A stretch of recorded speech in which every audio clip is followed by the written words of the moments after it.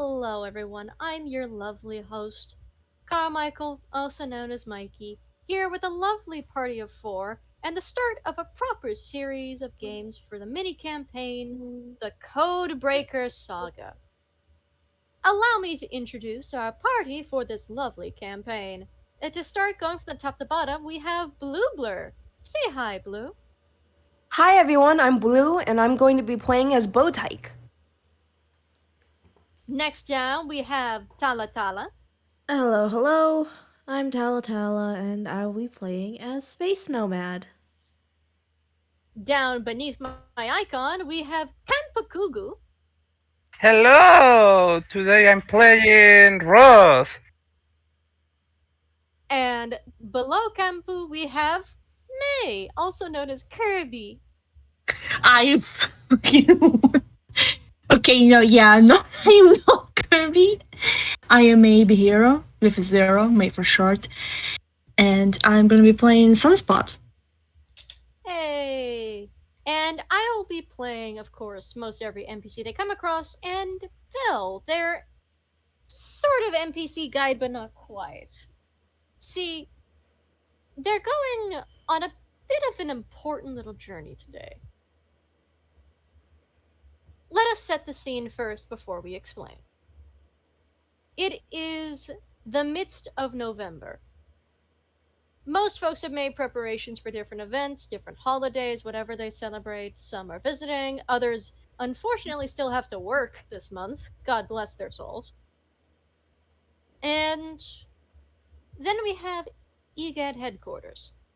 Everyone has their own things to do, but Bell, also known as Belial, also known as Old Scratch, is busy putting on the last pieces of his disguise and packing the last of his materials for an extended trip. It's not a trip he wants to take, and this is clear in his expression. It's serious and distant and almost nervous until he gets a look at himself in the mirror and thinks the disguise looks fine. He glances over to the shoulder where he eventually plans on attuning a tattoo along the way, just to pass the time. He has a specific item he'll be attuning to, don't worry about it. And the disguise he's wearing is his black swan disguise. Scratch, the swan. It's got the Darkwing Duck. No. good.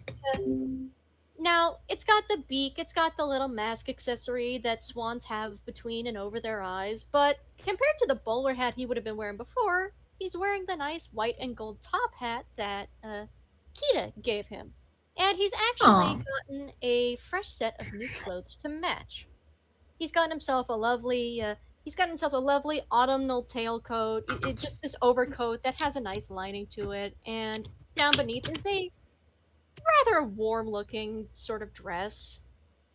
But the contrast of black, gold, cream, and white is rather nice in comparison, and he likes that. Of course, he's still concealing part of himself. He's wearing the same swan stockings, the slippers, the feathery gloves, and of course the cap and beak to conceal ears and horns, and the face. But he's in color, and he appreciates that. There's a brief moment where he looks himself over, and there's a feeling. It's a strange one to describe, really, but again, there are reasons he's never wanted to go back to where he plans to go. Because he plans to go back to Goldwyn. Goldwyn is a humble city in the Luthby Alliance. Settled on the coast of their largest lake, it is usually well known for its fish, its beer, and its crops, as well as its beer festival. It's a rural, sort of farming, fishing community. Not the biggest in the region, but at least one of the most productive in terms of fishing. And he is going to reach into his hammer space to pull something out. I'm still waiting for the day he fumbles, but okay. And he pulls up a dusty old photograph. This is a very old style photograph. 1800s, late 1890s to 1900s kind of photograph, black and white. There's some distortion to it, but it's the photo of this black feline Muppet born singing on stage. There is no color to it whatsoever, but if one would have seen Scratch underneath the costume, the features he shares with this figure would be clear. He brushes a feathery gloved thumb over the face of this figure and sighs. Then he tucks it away and pulls his bag over his shoulder and heads down the stairs. Sunspot, how are you doing unpacking? The pod doesn't really have much to pack. Everything that they have with is like always with them in the bag in the hammer space. So like you know this little bag over the shoulder that they're carrying with like that's where the stuff is. Where the Aw, stuff is. the little hobo sack. Not the hobo sack. Have you not seen the reference shit? No, the reference picture. I may need It's reminded of it. I apologize. It's just you said it is sack a over the shoulder, and I was like, hobo bag? I don't say sack, I say bag. But But yeah, just this let me. this little messenger bag. Aw, beloved. And of course, Belle You may have to probably wait, did we establish that the wow, okay, hold on. take your time. Wallpaper don't scare. I don't know if it's gonna get caught on the tape. See, sweetie. Just gonna mute him for a second, just in case. I don't remember. Did we establish that the headquarters have like a boiler room or not? Because if I believe it has been if established at an earlier point, yes. okay, so you probably have to go downstairs and like knock on the door. Because I spot maybe either like zoning out or or sleeping. Alright, we'll get to I still Sunspot in don't. just a moment. I Next still on the don't list. know if Sunspot is asleep. Sorry. But next on the list, he pokes into the room where Bowtyke is. And Bowtyke, how is your packing going? It's just as frantic as you would suspect. You see, being a magician, it means that you have to make sure everything on set is perfect. So she's going over a list. She's checking it twice, and she's like, and I'm pretty sure like she's like marching, like pacing around, and she's saying, okay, one costume, got it. Belt patch, pouch, got it. Drum, yep. Dagger and stab, my beloved stabby thing, check. Spell book, okay. I still and don't know why you have one of those things. Ah, the dagger or the spell book? The dagger. I don't see who would equip a small child with a dagger. Oh, There are better weapons you could have. A sword, for example. And that's just, that is Swiper, your shadow on the wall. you know, I, I would actually agree with that. I wonder why mom didn't give me a sword. Oh wait, I know why. Because someone apparently deserved it more than I did. But hey, I got a dagger, and it was a pretty nice gift. Suppose it still gets the job done. Yeah, when it comes to like cutting things, yeah, I think it does pretty good. And Belle's just gonna smile and nod at that as he heads down. Next up, we're gonna check on Ross. How is your packing going? uh, plain and simple. Spare ready, armor ready, helmet ready. Yeah, ready to go. Alright, then semi-final. He goes to check on Space Nomad. Are we traveling by cart? Quick question.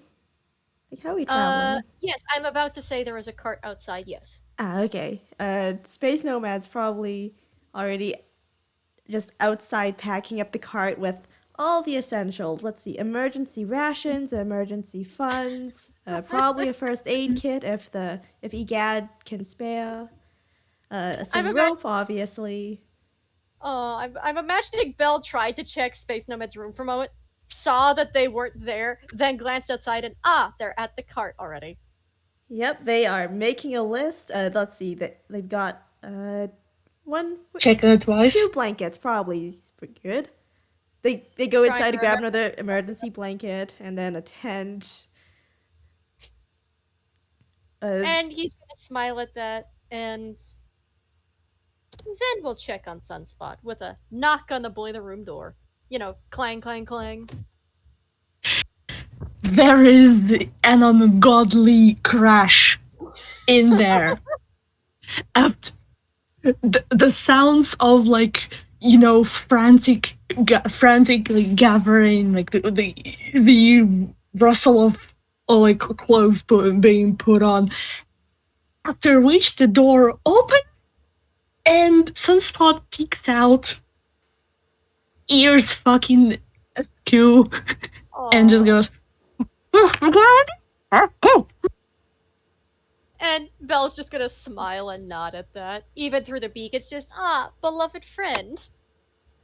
And as Sunspot passes by, he is actually just gonna pat her right between the rabbit ears. Pat, pat, pat, pat. Sunspot is extreme is as like it's November. I believe that I assume people are like dressing warmly. Mm-hmm. Sunspot is just dressed as they always do, just because they are always constantly hot. So And Belle doesn't necessarily need to dress warm, but he just likes to. He likes the statement. and that is absolutely valid.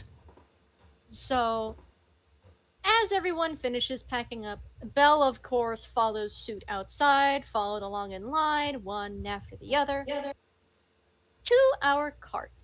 And it's a perfectly average medieval wooden cart with the big wheels, and up front a tired-looking donkey, just waiting. And the donkey, of course, has been appropriately covered with a blanket or two for the occasion, has the appropriate equipment for pulling the cart along. Space Well, Nomad was very thorough. The donkey appreciates being very thoroughly equipped for the warmth.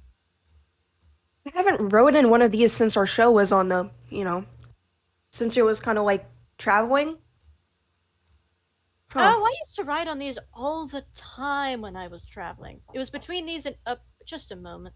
I'll be right.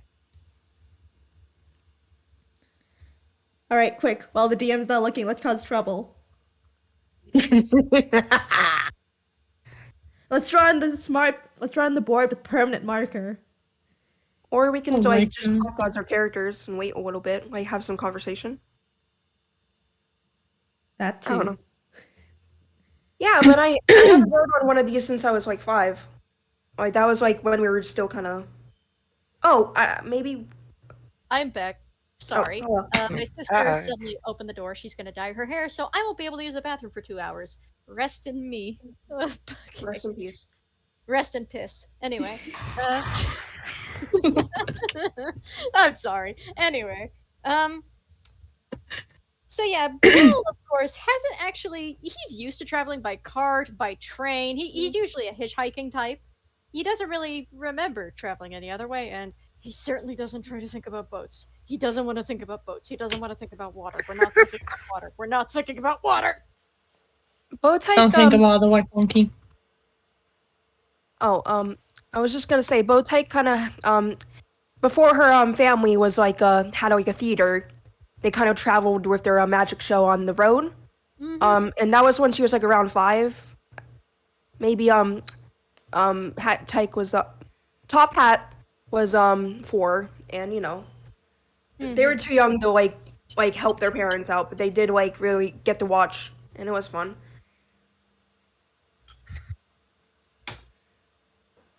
Oh.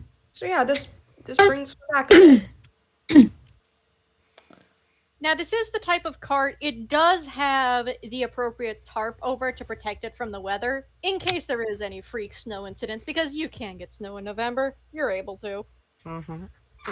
And Bell is very much expecting the Luthby Alliance to be in an early winter, though he hasn't told anybody yet. So he just looks things over, and then he looks at Space Nomad, smiles and nods. And of course, you are looking at Scratch the Swan, and so it's just a smile on the beak. Very nicely done, I must say. You packed everything along almost perfectly. Almost. Where's the imperfection? That suitcase is about to fall out. He points at one of the suitcases that is just leaning ever so slightly out of the cart. Oh, you're right. Space Nomad reaches over to fix it. There Anything you else? Nothing else, it looks like. Everything's in order. You've done a very good job. Perfect. Um, Now just to quadruple check. And Space Nomad's busy for now. before we go, I don't really know any of you people besides Belle. So I'll go first. I'm Bowtyke. It's nice to meet you all. I would prefer to be called Scratch, but it is nice to see you again. Oh, I'm sorry. I didn't realize. No, it's okay.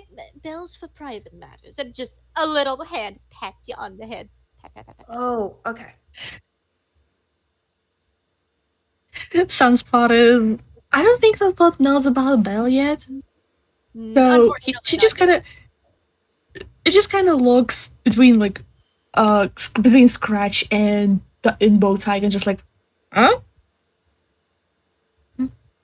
Okay, so give me just a moment. I do want to roll one thing. I'm just going to roll to see how good the disguise is for this time around. So that is a +3. No, it would be deception, I think. Yeah, okay, +6. God bless your merry soul. That's a nat 1. Oh my god. Oh my god! I am so Unfortunate. sorry. I didn't realize. I mean, I knew she was going to say it. I just didn't know.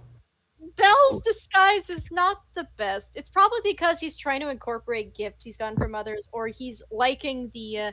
He's trying to get the space prep for when he attunes to the little magic tattoo he's going to put on. But your swan friend that you know is a swan looks very different today. If you want to insight check, sure. Okay. I forgot You how don't we do have the to if you array. want to. I will. I am so Out of sorry. curiosity. This is not Bowtyke's fault. This is strictly Belle is just distracted with other things and apparently just didn't make a very good disguise. Okay, quick question. Do we do array rolls the same way we did the dice parser? Or It is okay. I'll type out the command. It is like that. oh, it's the R. Okay.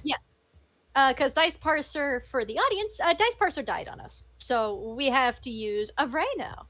This is not a sponsored segment. God bless your fucking heart, Sunspot. Yeah, Sunspot is not the smartest. That sure is just a swan. He just looks tired, ruffled. Feathers are ruffled. He's just tired. That's all. Just needs maybe 5 more minutes. Bowtyke may or not be having. Scratch gets a pat on the back. Aw.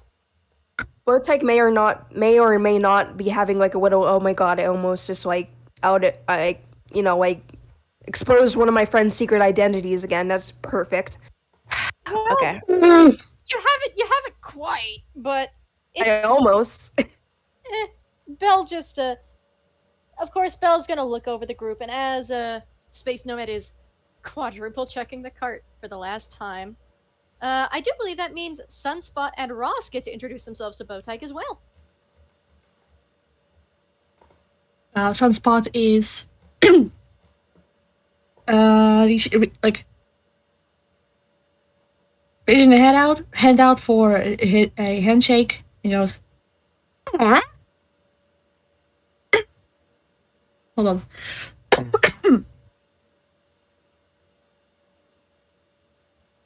Uh, And like, anyone's gonna handshake? I don't think I have no idea what you said, but nice to meet you. Aw. nice to meet you. Okay, who is handshaking? Bow I tie. assume Bowtyke. Yeah, Bowtyke is handshaking. The moment your hand connects. That was a movie cushion. Like- Bell's actually caught off guard by that. It has to cover his mouth. Just Bowtie's just looking at her hand like she's looking into the void, like.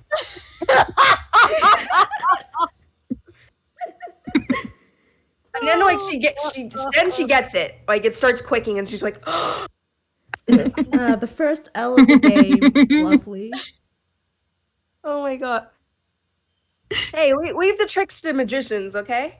Well, actually don't. That was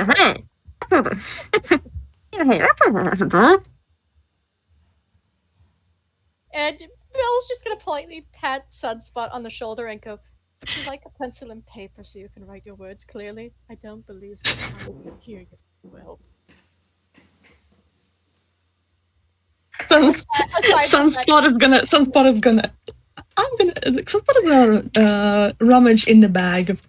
Hammerspace? Hammerspace! Hammer space. Fumble, fumble, fumble, fumble. I'm trying to remember how to hammer space. It's just 1d10. It's 1d10. 1d20. 1d10? Okay. Hammerspace is a 1d10. If you fumble, the clown doesn't fumble. That's sad. Yeah.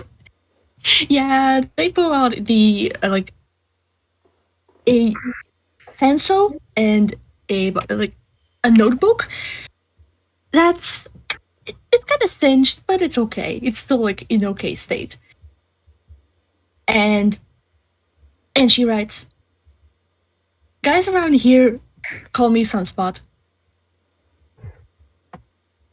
And like Bowtyke looks up and smiles. Nice to meet you, Sunspot. I'm Bowtyke. And she puts a hand on her chest and she kind of looks proud, like, "Yep, that's me." And now it's Ross's introduction. Before the introduction, Ross is like, is looking at the donkey. He just pats the little creature and say, and quickly and cutely whispers, "It gets better, buddy." Oh! I forgot what Ross was. I'm so sorry. Wait, is that a donkey? No, Ross is a horse. Oh. The dog. You know what? Roll animal handling. Roll animal handling. There's a. I'm gonna roll for that, but there's also I have animal handling. Animal No. handling. Yeah. Do you have No. any art of Ross that we can see? Yeah, just give me a second because Of I course. have it Take your somewhere. time. Take your time.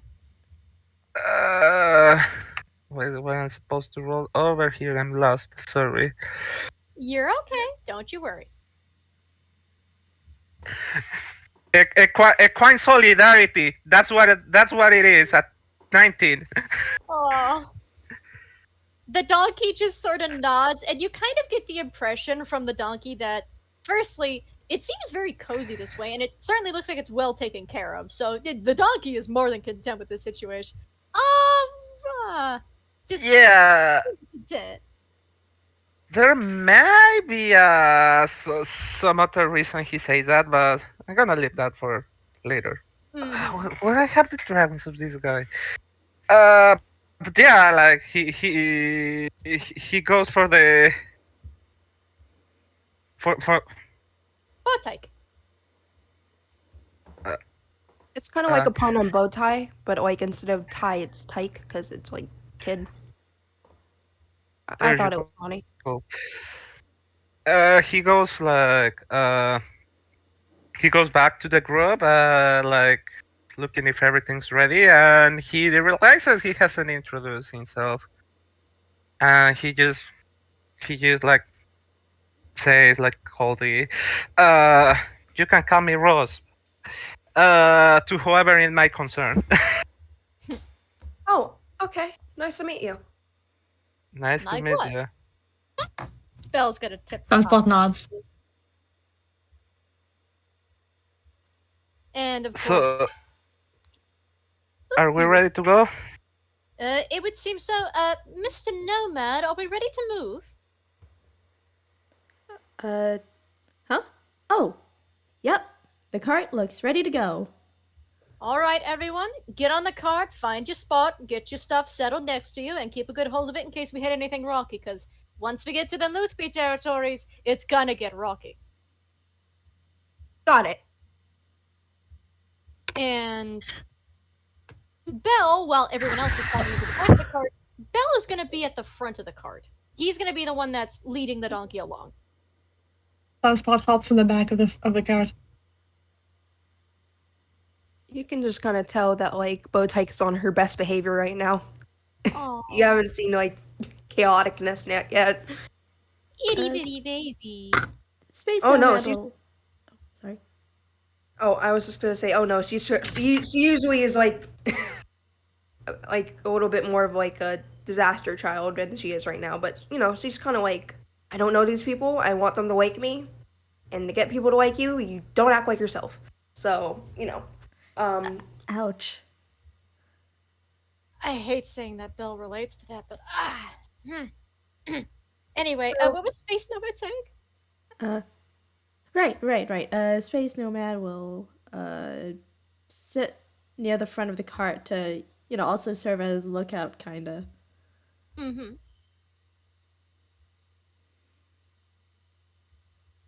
Alright, so I'm just also going to... I have a little map with me in case you do happen to get into initiative. I'm mostly just setting it up the way everyone is seated on the cart, so Space Nomad is toward the front, and I'm just gonna grab a... you know what? I'm gonna grab a Barovian Commoner token for you, so you're toward the front of the cart. And where would Bowtyke like to sit? oh middle, not too in the back, not too in the front, just kind of like Right side or left side of the cart? let's say right. I'm right-handed. Okay, so you're next to Space Nomad. Now, where would Ross like to sit? At the edge. Alright, so on the right side it is Space Nomad and Tyke. And on the left, it is Ross and Sunspot. For Sunspot, okay, too big of a token. Alright. Okay, so Ross, you said is a horse, right? Well, funny enough, I do in fact have a horse token. I just gotta shrink it a little. But, your token for this, there we go. Thank you for letting me shrink it. Your token for this little mini campaign is Strahd's Horse Bucephalus, the Burning Nightmare. Amazing. And for Sunspot, let's see. Do I have any fiery tokens for Sunspot? Yes, I do! Living Fire. How fitting. Do I have any other tokens for Space Nomad? Because I'm trying to find some that fit the others, but there's not really space tokens or space monster tokens for Curse of Strahd, which is the thing I'm using for the battle map at the moment. Do you have, So- is there a knight token? Armor. Armored. Something armored. Not. You know what? Now that you say that, there's Strahd's animated armor. Yeah. By the way, above board token, why the fuck does he have animated armor? Why can't he let his shit collect dust like any other rich bastard? Why do you have to animate your armor with malice? It has 112 hit points. Armor should not have 112. Anyway, Listen, it's armor, and also there's no organic matter. It cannot feel pain. Therefore, logically, it would have more hit points. I think so. okay, and give me just a moment. We're going to use a draft horse for the donkey's token because there is no donkey token. So, There is a reason fucking... I forgot what... Gigant N, she's a mini-boss. If you have like a cat, that would probably fit for Bowtyke, since the person she's based off of, Bow Kid, Likes cats. Yeah. You're the only Eeping. other one aside from Belle in here that has a sheet, so you get your little personal avatar token. But I'll put a cat for you real quick. Would you like a normal cat or skeleton cat? Normal cat. Okie dokie. So I'm just gonna put that with you. And of course, not that anyone else. Oh, Ross, Oh. beloved, beloved Hans, beloved. Look, I see a grumpy horse. I adore them endlessly. But of course, he gets the donkey settled. He gets behind the reins, and with a gentle click, the donkey snorts and the cart starts moving. Now, allow me to pull up the map. That way I can dictate where we're going at the moment. So, you start traveling fairly early in the day. Oh, May says, is it Ross or Roth? If if I wanted to ask it, I would ask it outward. If I'm Sorry. typing that means I don't want it to get on the tape. Sorry.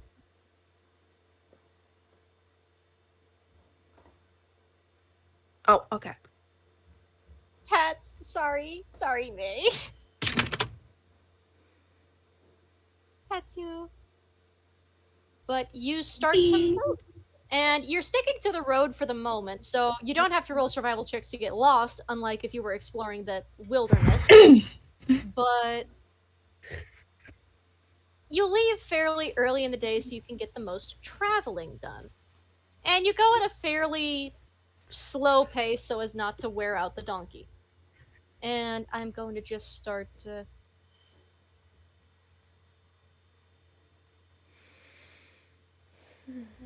We're just gonna.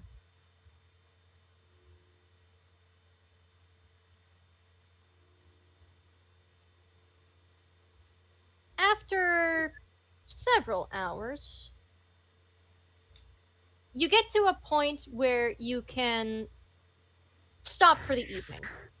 There isn't a town in sight, and there isn't an inn you can stay, so you would have to camp out under the stars. Hey, I got Everyone called. alright I'll be right back. with that? Okay. Is everyone else alright with camping under the stars?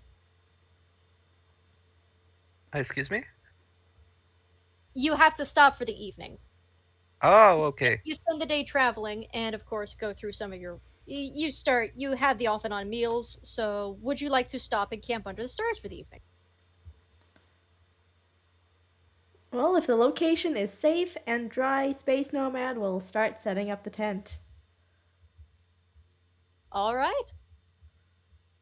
Now, as you're setting things up, since it is about to have been a full day, I would like all of you to go to your character sheets and notch down one ration. So, because you've spent a day's rations on travel. Mm-hmm. So you are down by a ration.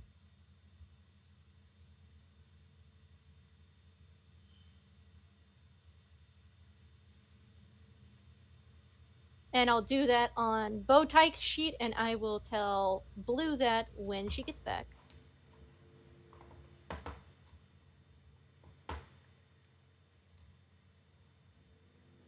I'm very sorry. My grandma needed me to grab something for her. It's okay. Since they're setting up camp, Blue, I would like you to go to your character sheet and notch down your rations by 1 point. So you go from 10 rations to 9. Okay. Because you've basically spent a day's travel and a day's eating, so one of your rations is gone. Got it. That being said, here's how Night Watch is going to work when you're not in a building. Or at least not in an inhabited town or inn. Since everyone's going to need a long rest, but you're resting in the wilderness, 1 or 2 people are going to need to interchange shifts of Night Watch. You'll still eventually get the benefit of your long rest, but you're essentially going to roll a perception check. Since there's no scripted attack or anything, you essentially just have to beat a 10 to not get attacked. That's it. You just have to beat a 10. Okay. And when the first night watch ends, you grab the second person, and then you take your long rest. And the second person starts their shift. And I'm going to ask what two characters would like to take Night Watch? Uh, Space Nomad, definitely. They're gonna cast Alarm as well. Well, Ritual cast. Hmm. So 20-foot cube centered on. I'll say centered on the uh smoke. Now put out remains of the fire. I presume they made campfire. Hmm. Uh, Give me just a moment to set a first campfire himself on the too. map. Could you repeat what you said? If nobody also wants, Ross offers himself to make watch too. All right. So it'll be Space Nomad first and then Ross. I'm just going to set up the tokens around the fire. And again, I'm working with a blank map here, so if I screenshot it to show you guys, you are going to see nothing. It'll just be power of imagination. Ooh.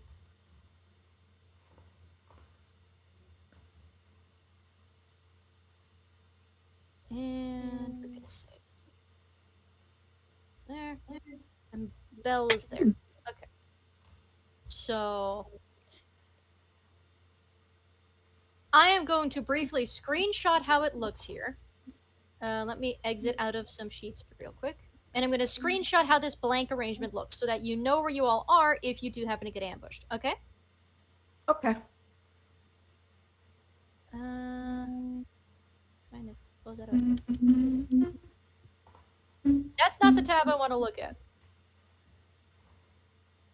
Okay, you know what? We're good. Please paint. Please be nice to me. Thank you. You're asking Pain to be nice? Paint is my friend. Okay, and here is the screenshot of your camping arrangement.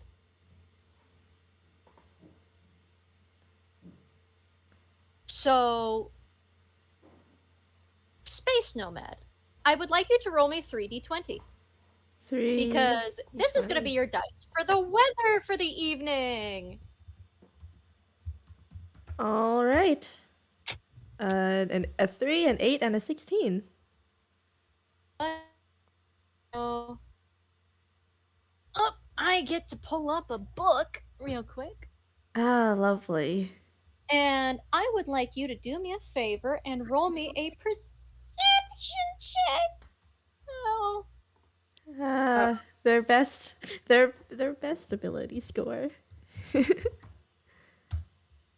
politely move. Wild Oh. emoji. Well, never mind. That's a 17. Ah, politely move. You okay there? I'm good. Don't worry about it. Pay no attention to the man behind the green curtain.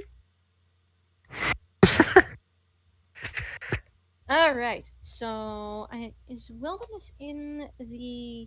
It is. Okay. 109. It's in the Dungeon Master's Guide. All right. So repeat the numbers you rolled. A 3, an 8, and a 16. And then for perception, a 17. Would you roll me a 1d2? 1d2. Alrighty. Coin flip. This is a coin flip. That's a 2. It's a good thing you set up tents. For those that aren't sleeping in tents, it would be wisest to sleep on the cart, as the clouds roll in and obscure the sky from view, a light snowfall begins. It's a fairly gentle set of weather, but you don't really see anything or hear anything moving about. All the animals go quiet on schedule, none of the birds are singing, and when the snow starts, everything is still. It's pretty serene, honestly. What a Yeah. nice trip so far. Space Nomad's pretty content to just sit in the snow for the rest of their shift. And once your shift is done, I assume you would like to wake Ross. Yep. They give him a gentle shake and say, "All right, Ross, your turn for watch." All right, rest a be- little bit. Oh, would you rather I take over? Excuse me. If you require more sleep, I am perfectly able to take over your watch as well. No, no, I say have some rest already. Oh, I have misheard. Whoops. Whoops. Yeah. So Space Nomad nods at that and says, "I will be resting in the cart if you need me." Yeah, you go sleep, kid. And they go head over to the cart because I'll be honest, I don't think they can fit with everyone else in the tent. Well, Bell isn't really using the tent. He is sleeping under the same blanket as the donkey. Where's Bowtyke sleeping? Did I? I assume Bowtyke is taking the tent. All right. Sunspot is fine. You say the Sunspot snow. has no bother whatsoever with the weather. Yeah, there's no like. There isn't even a patch of untouched, like damp, but untouched by snow ground around them. Aw. So, Ross, would you do me the solid? And first thing, would you also roll me 3d20? Okay. We're seeing how the weather changes over the course of your 8-hour shift. There you go. Oh no.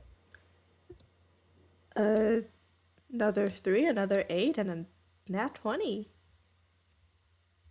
And this is the few times you don't want high numbers. Would you do me a favor and roll me 2d4? Okay.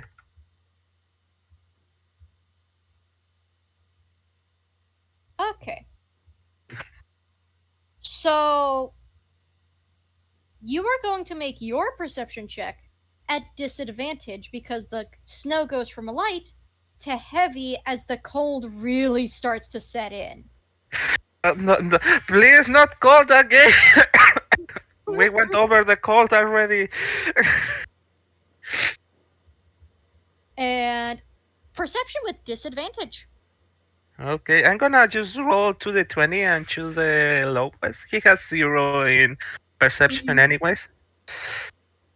Let's see it. Wow, Mm, 2. neither of those would have really worked. All right, folks, that was fast. Give me a second to pull up a table. We're about to roll initiative. To be fair, it is pretty easy to fail a DC 10 check if your modifiers are a -2 and a 0. Whoa, ah, hey! I'm fine. Books nearly got knocked over. I'm cool. I'm alive. I'm Oh alive. dear. We're fine. Don't worry about it. Anyway, I'm just gonna set that as. Oh, I want to set it on the bed, but Sassy's there. Baby girl.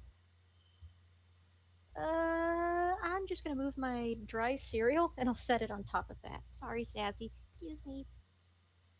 Baby girl. Baby girl. The fact that she's gonna be immortalized on the recording that I love my cat so very much is indeed a very nice note. And yeah, Listen, every game you're in, we have a cat alert.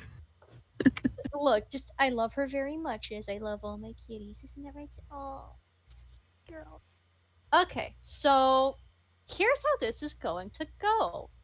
I'm gonna duplicate this tab and I'm gonna pull up the encounter generator. And I'm gonna take a look at where we are on the map currently. Difference between forest, hills, fields, and encounter generator. Here we go. Alright, so I am going to show you where you are currently on the map, and you're going to tell me whether you think it is a forest, a grassland, or a hill. Okay? So, I'm just screenshotting it. Again, this is a very vague spot for intention. Forest, grassland, or hill? Yeah, it feels like a grassland. Like on the edge of a forest, maybe, but mostly grass. Yeah. Yeah, I see Yeah. too. So we'll say grassland, sort of hill crossing. Alright, so which would you like to decide it is? The hill or the grassland? For the Grassland. first table roll, just to see what you get. I think grassland would be good. Yeah, your ass sounds fine to me. Alright, so Kanbakugu, would you do me a solid and roll me a D100, and we'll see what you get before we decide whether to keep to the grassland table, re-roll it, or go to the hill table.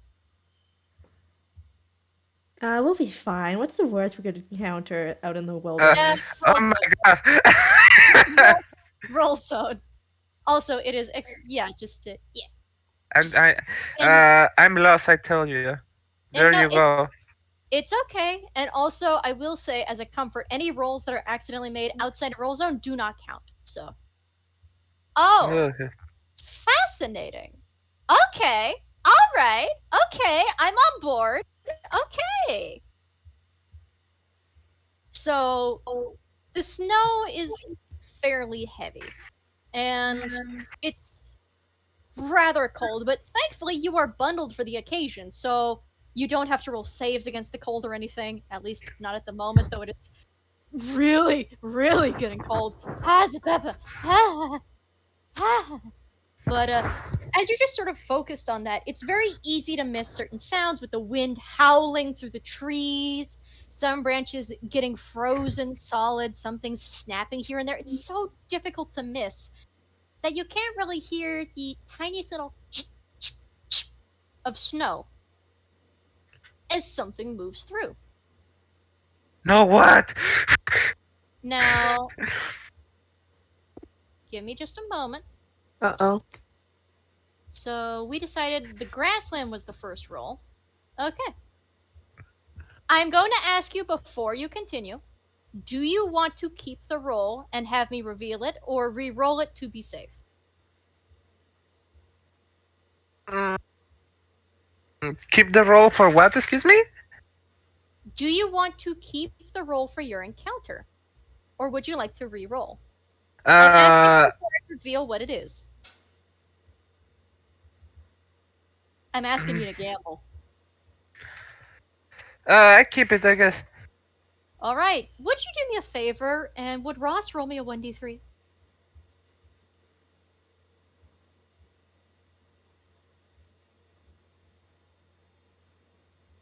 Okay. Now, the fire kind of does need to stay going for this kind of weather, so I imagine, Ross, once you're cold enough, you actually do restoke it a little just to stay warm, because the temp is dropping so fast. It's so quick. So, what harm could the fire do? You also don't want the little girl to freeze. That would be horrible. This is fine. Having the fire's fine. And you just warm up by it. You're probably just rubbing your hooves together, just as a cartoon does, Mm-hmm. The snapping and cracking of the fire warms the body and the spirit. The wind howls, and it threatens almost to even put out the fire, though you manage to thankfully protect it some with a little more reinforcement. But you miss out on the sound of steps. Only because Ah, they're small steps that are just crunching through the snow yeah. that's freshly falling. And when you do finally twitch your ear and hear something, you turn it. Oh, no, a branch just fell off. The wind was just a little too hard on that one. Okay, it's fine. Just a branch. Mm-hmm. And give me just a moment. Because. Oh, dang it. Hang on just a moment. Give me just. I would like the tokens to this 5e tools, pretty please. Cherry on top. Thank you. If 5e tools would load. Oh, that's different than I was expecting. And then you are face to face with what you think at first looks like a chicken. It Does You think it looks like a chicken, but you would need to roll an Arcana or Nature check. And no, nobody else is awake to see this yet. well, I was gonna ask about the alarm spell. 'Cause Oh, was the it- alarm spell. That's right. Would you give me the description, please? Yeah.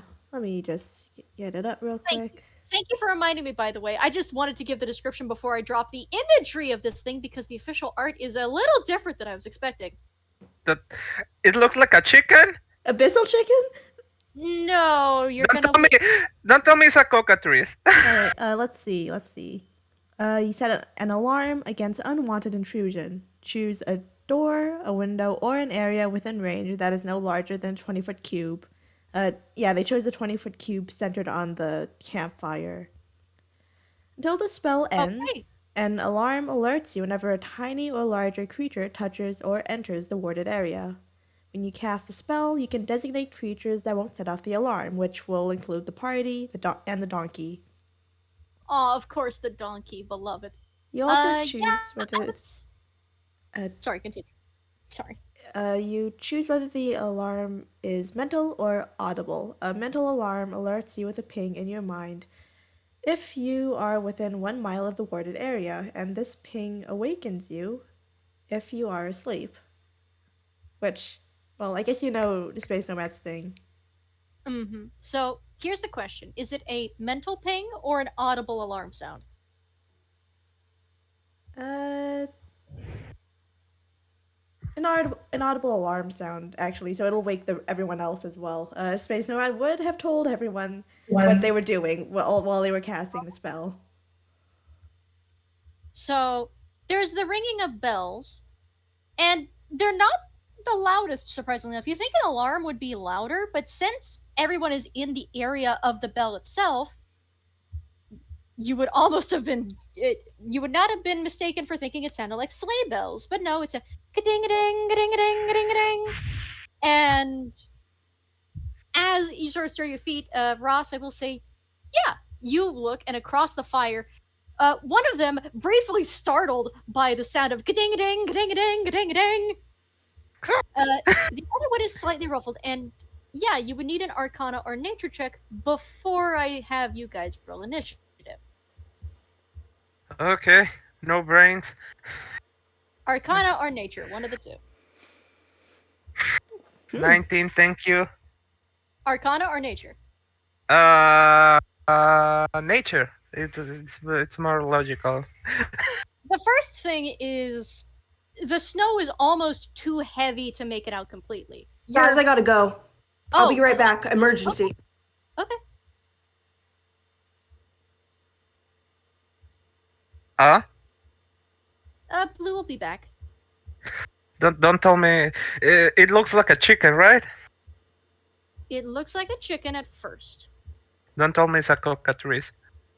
As you look at this chicken, you realize, this is a rather tattered looking chicken. Maybe it's like maybe it's, a rooster, a cock. It's been in a fight or two. The feathers are tattered and torn. And you realize it doesn't really have that many, and it's kind of shaken a little. And then you realize it doesn't have nearly enough feathers for a chicken. And you realize the beak is a little sharper than a chicken should be. And it almost looks like teeth. And you look at the wings that look like they've been plucked free of feathers. You realize, oh no, those aren't bird wings. Those are dragon wings. Oh, It's a cockatrice. it's two cockatrices to be Two specific. cockatrices. One of them has been, firstly, this is a small monstrosity, but one of them has been startled by the alarm and has kind of ruffled up what little feathers they do have. And the other is now staring at you somewhat inflated, but on that nature check, you can also tell the cockatrices are also cold. Yeah. If I have a little bit of stuff that you usually like miss myself as a player, stuff that over the time playing, and usually this horse is like gutsy, like you go to sleep. I'm gonna make them dinner, but as a player, I'm gonna scream help me because I remember those things kill or something like that. Those are dangerous. Help me. And yeah, that is what Space Nomad, that is what Bowtyke and Swiper and Sunspot and Bell wake up to see. You see, you would also need to roll, but you don't know that it's a cockatrice, you just see what appear to be balding chickens. Hey guys, the dinner arrived. Oh, You know. fresh meat is good. Oh my god. Space Nomad is getting out of the cart to see what's up. And you see two small It looks like a combo of a chicken, a lizard, and a bat. Again, if you would like to identify, it would need to be an Arcana or Nature check. Yeah, sure. Let me see. What was your Otherwise, it just looks like a very naked chicken. uh, Somebody apparently oh did no. not finish plucking the feathers off this one, and they didn't even kill it either. Arcana? 18. There's a moment your brain processes and goes, "Oh, meat? Chickens in the wild? That's lucky!" And then you pause a moment, and your brain kind of goes through process of elimination. It's too cold for chickens. If chickens were out here, they'd be huddled to sleep or dead. There's too few feathers, bat wings, lizard tail, sharp beak. And then your brain processes elimination down to, not chicken. And you go through what is, conversion evolution looks like a chicken. And you go down to cockatrices at the bottom of the list. Yep. What does Space Nomad know of cockatrices? That will, uh, depending on what it knows, that will change its reaction. Well, the first thing is cockatrices aren't initially a threat. They're omnivores that have a diet consisting of berries, nuts, flowers, and small animals such as insects, mice, frog things they can swallow whole, and small birds, that sort of thing. They really wouldn't be a threat to anything if not for their fierce and frenzied panic response to even a hint of danger, which unfortunately was your alarm spell. Whoops. If they had not heard a loud alarm startling them, they would have just huddled toward the fire for warmth because they clearly look cold. Unfortunately, because there's now a loud sound and all of these animals are moving, they are immediately flying into defense mode. And when a cockatrice goes into defense mode, it flies into the face of any threat, squawking and madly beating its wings as its head darts out to peck. But the smallest scratch from a cockatrice's beak spells doom as the victim slowly turns to stone from the injuries. So, even though you have not entered combat with it yet, if you've chosen to at all, once Blue gets back, everybody's going to roll initiative. All right. Time to see if we can turn cockatrice into a suitable meal. Soup. You soup, also know soup, that cockatrices soup. are stupid as hell. It's stupider than most things. So yeah, unfortunately, if it wasn't for the panic response, they literally just would have wanted to warm up by the fire. That would have been it. They would have vibed off and been on their way. But you startled an intelligence 2 creature, so Well, I guess we have dinner at least. Unfortunate. now I will say, again, while they sound scary, they also are CR 1/2. So you could have rolled worse on the grassland table. You could have rolled nulls. So you could have been worse. You really could have been worse. Yeah, and like the petrification. I Like- think it wasn't permanent.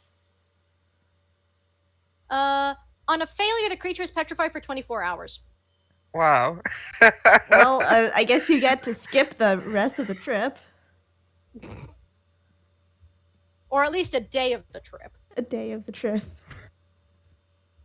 So yeah, once Blue gets back from whatever her emergency is, we'll continue. And if we can't continue, I do have Swiper and I do know how Bowtyke acts, so I can at least continue along, hopefully with Blue's permission. And I'll do my best to make sure that the little girl survives. Again, as I mentioned, there is no deathly threat before you get to Goldwyn. At the moment, you're fine. Even though you rolled 2 cockatrices. Speaking of which, I unfortunately don't have tokens for them, so I'm gonna have to just grab some fucking chicken tokens or something. Hang on. Just find a chicken. You know, there was this one question I've been meaning to ask.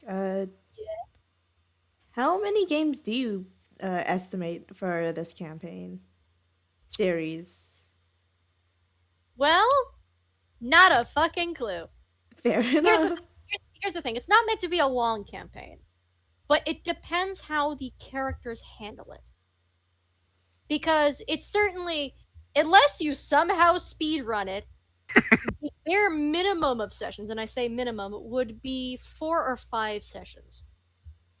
If you speedrun it, though, it might just be a 2 or 3-parter. As I mentioned before, there is a way to speedrun it pacifistly, There is a way, but only Space Nomad knows that. That's it, guys. Save your weapons. We are fighting the chickens and making it our friends. I would. Okay, we do have little chicken images. Yes, good, fantastic. So give me just a minute. You were leaving the cart, and you were by the fire warming up. So we're gonna put the two chickens. Can I want to rotate you. I can't rotate you. Oh, I can't rotate it because this is a grid, of course. Tragic, but understandable. Okay, give me a second. I'm also just going to put a clock on whichever cockatrice has the initiative.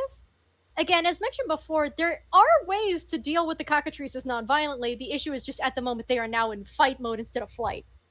They're just cold. They're just cold little bastards. This problem is Space Nomad understands the idea that it is possible, even despite the Yeah, circumstances, to solve this issue without having to at least scare off the cockatrices. yeah, because But it's continue. also aware of the risks, and quite Oh, frankly, it would rather have two dead cockatrices than a petrified teammate. fair enough. Though I will say, as you wake up, you do notice it's snowing a lot heavier than it was when you were on shift. So you can also understand why the cockatrices saw the warm fire and went, warmth! But another problem now, it worries that it might not be able to scare them off. Oh, by the way, allow me to pull up the book. There is an issue with the fact it is now heavily snowing. Heavy precipitation.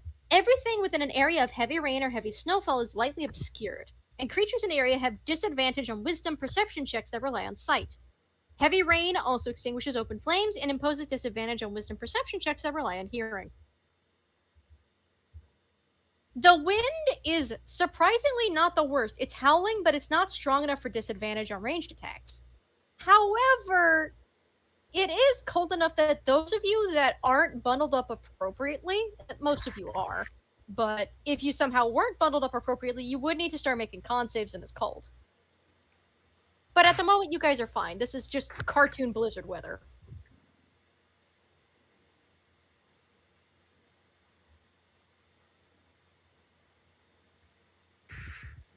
But yeah, at the moment, you're fine. You know you're dealing with two cockatrices, but once Blue gets back, you'll be fine.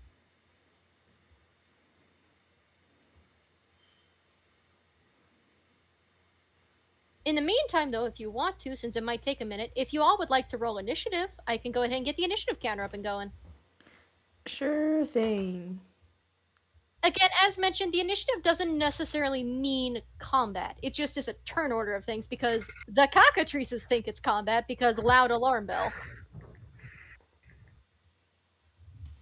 It's not your fault. It's not like you could have known what the table would give you. Well, Space Nomad rolled a 1. God bless you.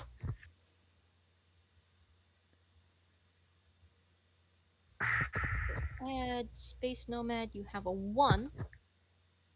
And Sunspot and Ross, if you would like to roll initiative.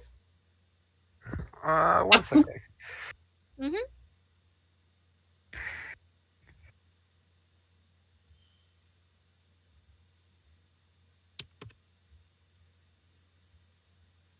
What of my wish? And let me go to Bell because I need to roll his initiative. My inish! It's 0. God bless you. Initiative is a d20 plus your dexterity modifier, by the way. Finally, a plus. Hey. Oh, if Never, only- never mind. a 14 for Bell. What does Ross have?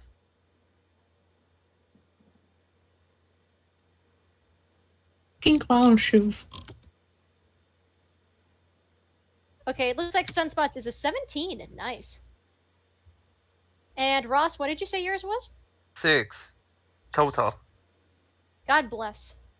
You're at least it's not a one like Space Nomad. So 17, 14, 13.12. Didn't realize it was factoring in decimals. That's weird. Don't like that. Ross, Space Nomad. Bell got a 14, by the way. The only one that would have to roll is Bowtyke, but we can wait on that. And let me go to the cockatrice's statistic table.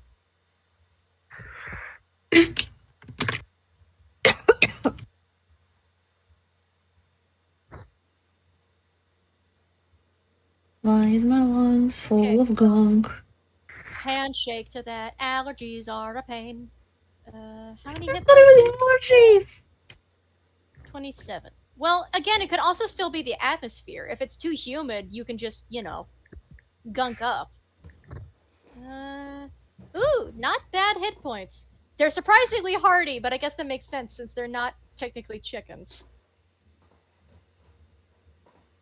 They do have tokens, by the way, but they don't have them in the little game thing I'm using. So I'm going to copy image their tokens just so that the players can see. And these are for the sake of, matching into the world. They are toon kind cockatrices, so they're like little cartoon chicken monsters.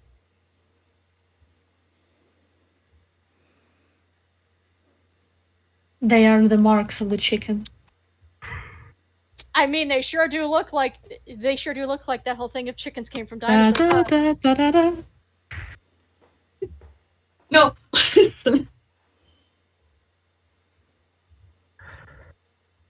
It has also been about an.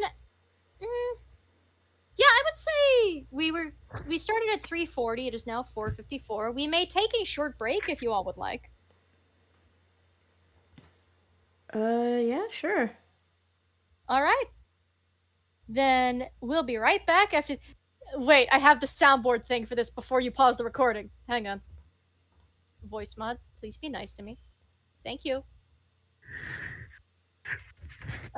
Before I mute. It completely shit chat the bed.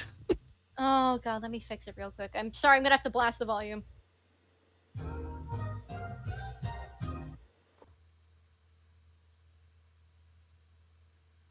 Alright, so everybody's rolled initiative. And for those that couldn't roll initiative, initiative has been rolled for. So at the top of initiative, Sunspot, you've woken up to two very strange looking chickens looking like they're on the verge of a flight or fight panic. Okay. Sunspot is probably gonna look at the only person who is who's been awake. Yeah, Ross is a.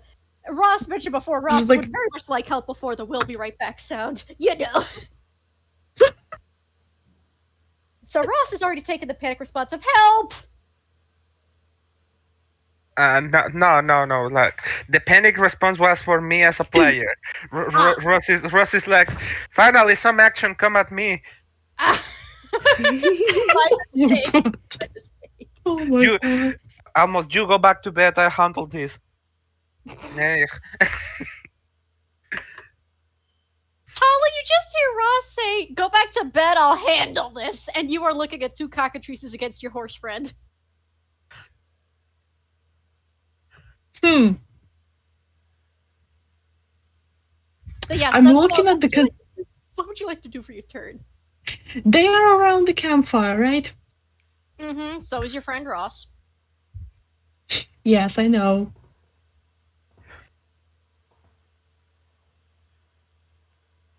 Hmm. For the screenshot, by the way, the blue bars are ACs for those, and the red bars are hit points. So you would need 11 to hit them with anything.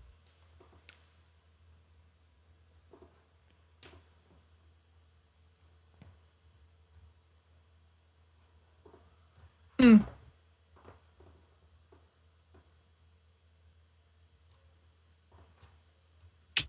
I am thinking.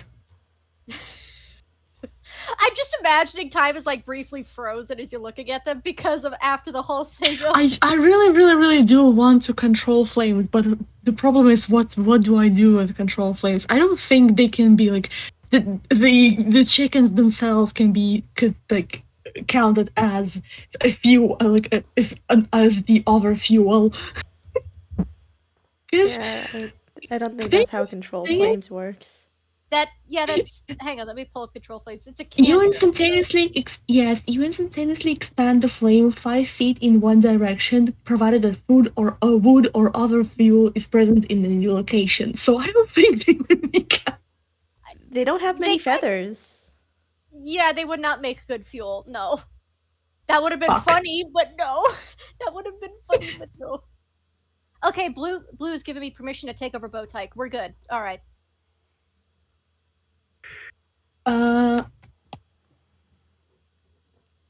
So, Sunspot, you cannot control flames, but admittedly, firstly, that is a nice warm fire. Ross did a very good job setting it back up. Very good handling of the wood, actually. I'm not planning to fucking put it out. I Sheesh. know. No, well, I know. I'm just saying it's a nice fire. Ross did a good job. Especially since you realize it is blizzarding around you now. So it's a miracle he kept it going. Yeah. Then on the other hand, I realize you're probably not too terrified by blizzards since you've probably seen worse on other planets, huh? I mean, space is also cold. Well, yeah, It's not like they would know. Because it's like, I imagine storms like blizzards, gas storms, thunderstorms, that kind of thing are worse on other planets, so you've seen worse. Yeah. This isn't a deadly storm. This is just oh yeah, no, we'll want to shelter in the cart and get the donkey out of the snow. But also, yeah, no, those are, if you would like to, I will allow you a free action to Arcana or Nature check to see if you know what the fuck those are. Good question. What the fuck do you even like? Me shaking. I'm shaking Sunspot. Like, what the fuck do you even know? I would probably say it's Honestly- better in nature than anything. Honestly, Sunspot would probably try to spook them away. Which is why I said which is why I want like either the control flames or, since failing that, prestidigitation, like non-lethally, just to try to spook them away. Like, Okay, yeah, you could give it a shot. I mean, yeah, effective control flames is you can like double the area of bright light from a flame. So I assume that's like making it swoosh up. That's not a word, but you get what I'm saying. No, I get it, but also the fact is they're already in panic mode, and panic mode turns to fight with them. So it's they're not like basically Sunspot knows.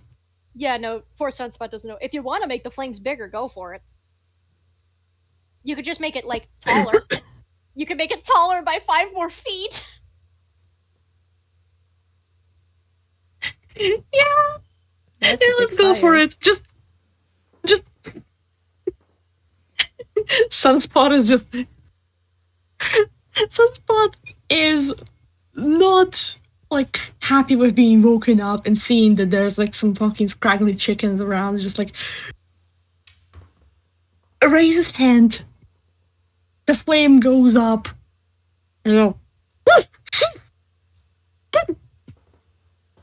Get here! You flush up the fire, and you hear what is probably the unholiest shriek from one of them you've ever heard. It definitely sounds like, chickens descended from dinosaurs. You get it now. And that is not a shriek, that is a shriek of panic.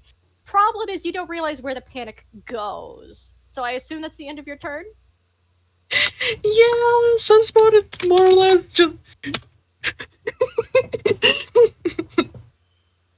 Yeah. Belated realization that maybe it wasn't the proper course of actions. And, well, here's the thing. On the one hand, you do startle them away from the fire, but the problem is they're still in aggressive panic mode, so you're turning them away from the fire to the other targets. And Bell, of course, he wakes up to shrieking and cawing, and he looks frazzled, and because his disguise, unfortunately, was put on so poorly, his beak is sitting at a crooked angle on his head. It's like Daffy Duck got smacked by the shotgun, except he didn't even get shot.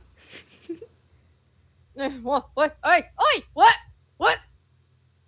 It just kind of stumbles up to his feet, and one of his stockings is loose. His top is just like a little askew. He's not prepared to stand up, and then he just looks, and they're just well, there is in fact an aggressive chicken now looking directly at him. Huh? Weird. Okay.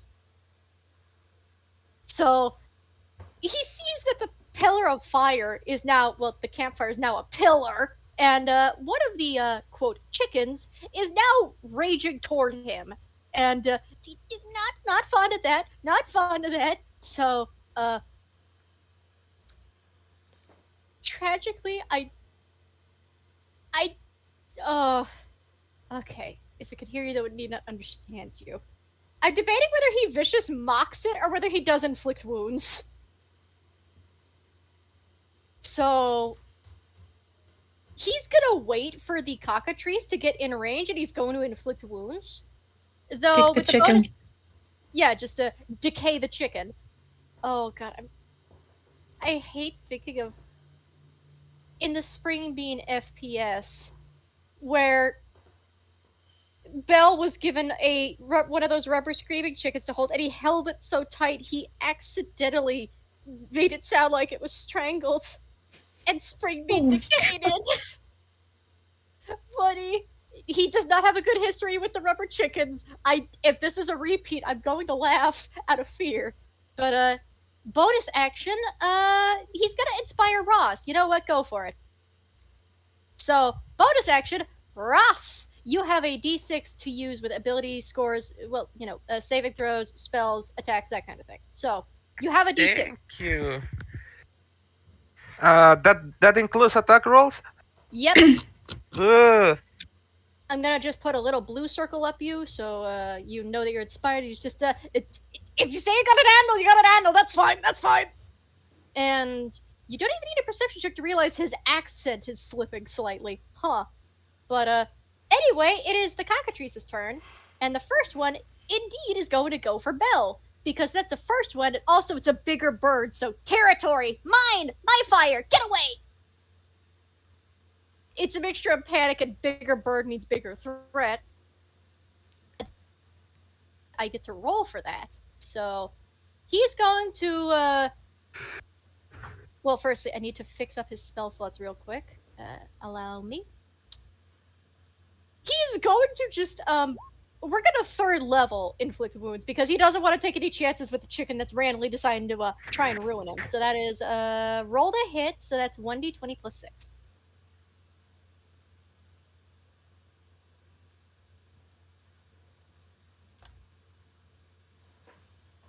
You mother! Oh, just barely. Just 1 point. Wait. No, hang on. He does have something for that. Hang on. He's got to use favored by the gods. We're gonna roll 2d4. Nice.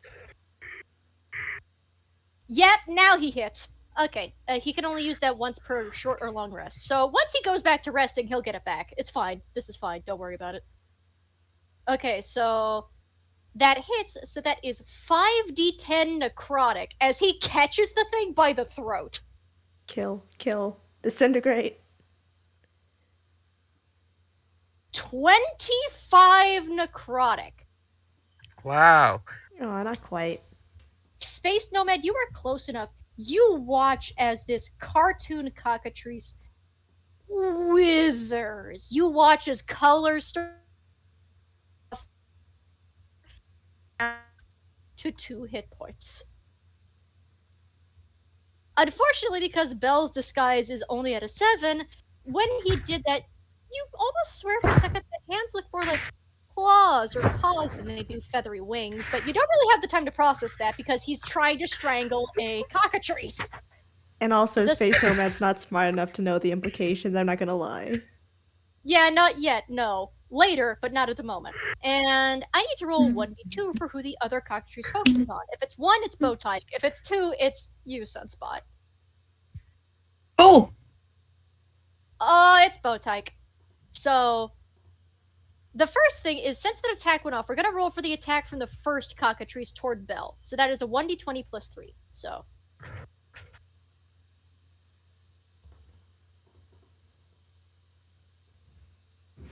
"15 hits, unfortunately. So he takes 1d4 plus 1 and needs to make a con save.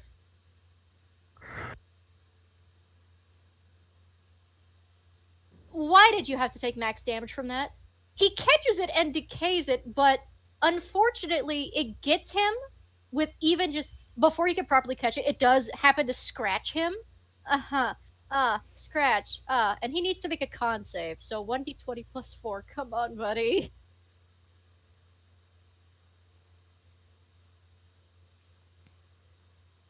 And he succeeds. You don't see him start petrifying, even though he gets scratched. Though he does, of course, take still the 5 piercing, so he's down to... Yeah, okay, that'll do. He is scratched, so to speak. And now for the second cockatrice toward Bowtyke. 1d20 plus 3.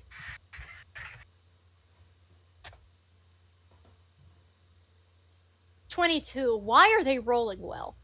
1d4 plus 1, and she needs to make a con save.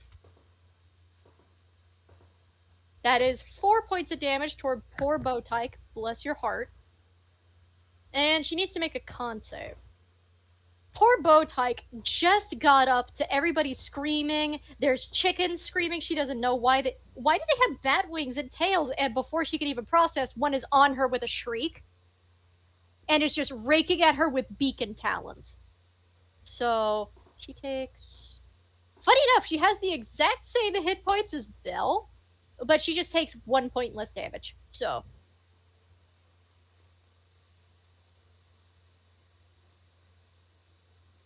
Unfortunately, I need to make her con save. 1d20 plus 2. Parading. Whew. And let me double check the cockatrice. Yeah, that succeeds. There's a moment you could feel your gut drop at the idea of seeing her start turning to a sculpture. But no, she just gets scratched. There's no stone. Oh, thank God. Thank Ptah. Thank every single Toonkind god out there. Oh. Bowtyke, of course, is now panicked because why are these chickens attacking? What did she do? So, I'm gonna fix up her spell slots real quick. We had a practice initiative earlier, so Blue got the handle of combat. So, she is gonna ignore the barking, by the way. Also, sorry, May, what were you gonna say? I didn't have anything to say. I just Oh, you just coughed. Okay. yeah, sorry. It's okay. I thought I spoke over you or something. Sorry. Okay, so she doesn't really, unfortunately for her, she doesn't really have many close range spells. So what she's going to do is she's going to use the cantrip of sweeping her hand down and almost as if brushing the cockatrice off, says something, and she seizes the winter air around her to compel it to try and blow the cockatrice away from her with gust. So it needs to make a strength save, which it gets a -2 to because it has a 6 strength. Ooh. Oh my. So, good news, she blows it away. And right into the fire. Cue the worst shrieking you have ever heard from something that is only chicken adjacent. And since it landed in it, it's just going to take a solid 2 points of fire damage. Just 2.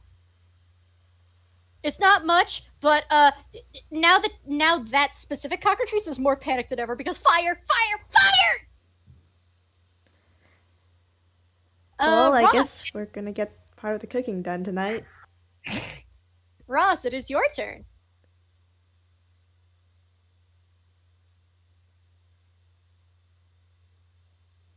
Oh, my turn. Uh-huh. Okay. There was one chicken who was wounded, right? Already. Yeah, there is one in front of you that is lightly wounded, and the one that is in front of Belle, which is a distance away from you, is nearly dead. I mean the ones that nearly dead. I think it's done for. So I'm going for the one who's less wounded. All right, so the one in front of you. Yes. Yes. Sorry. Yeah. Sorry. Sorry. Time to make you kebab. Oh, ah! Um. He's gonna attack with his. It's a pike, actually, not a spear. A pike, 2 times.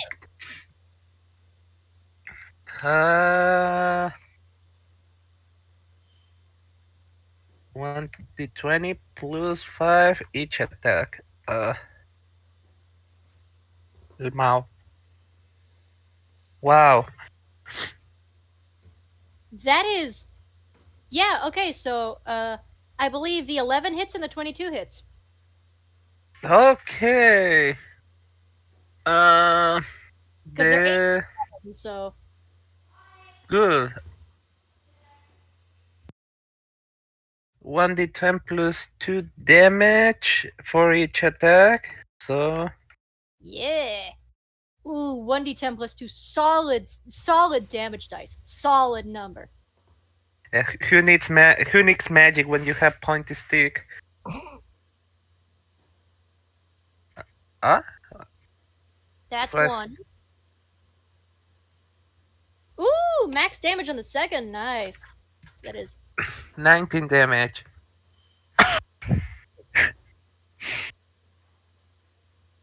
It is down to 6 hit points. The chicken is looking very roasty and very carved, and you really hope you didn't just butcher some of the meat for future cooking, but sure. You're fighting a cockatrice on fire. This is definitely how you imagine it to go. Yeah. Listen, listen. He's never happy, but now less because there's a pattern of stuff trying to kill him while it's cold and snowing and all that stuff. So, no, not again. But there you go. Alright, so is that your turn? Yes. Space Nomad, you are right next to a cockatrice trying to claw up Belle, and then there's the cockatrice in the fire pit currently. All right. So, Space Nomad, seeing all this. Yeah, sure. They're going to cast Magic Missile, level 2, 1 dart at the chicken that Belle is holding, and the rest at the chicken on fire. So let Roll me the first just. 1d4 plus 1. That's right. Yeah, that's the damage roll. Pew! That's a dead cockatrice. And then 3d4 plus 3. 8. And another dead cockatrice, which, thankfully, due to the fact that it is impaled on a spear, does not land in the fire and burn. Initiative is over. Congratulations. Belle is just standing there looking disheveled for a moment. Bowtyke is also looking frazzled, and you can hear a slightly distorted voice from the dark of the tent. Let me get to the voice mod real quick. Just, what happened? I thought we were going to bed. Are you two okay?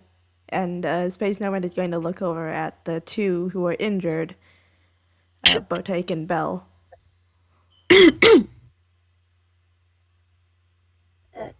Where's the tab? Hang on. There we go. Bowtyke, of course, nods, though she clearly looks frazzled at the fact she was woken up by a chicken trying to assault her, so that's not fun.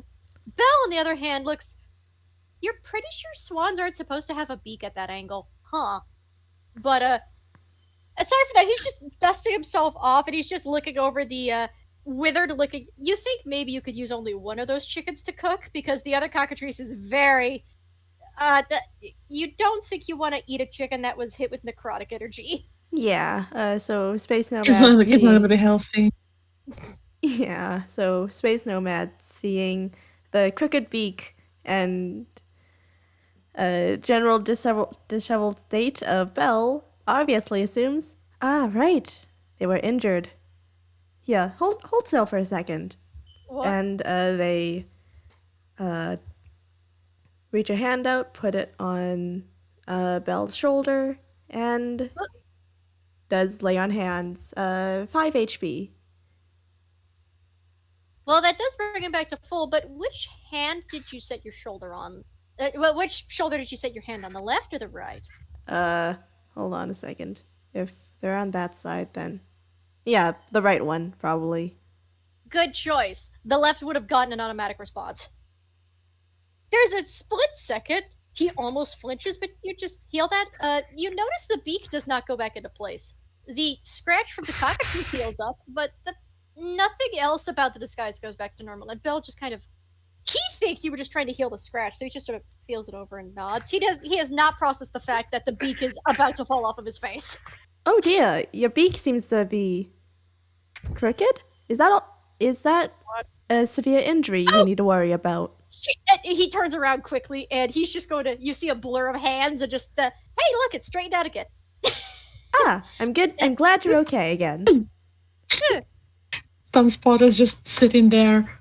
I think once they process what happened, like the combat is over, they're going to control flames again, to bring the campfire back to normal, and after that they just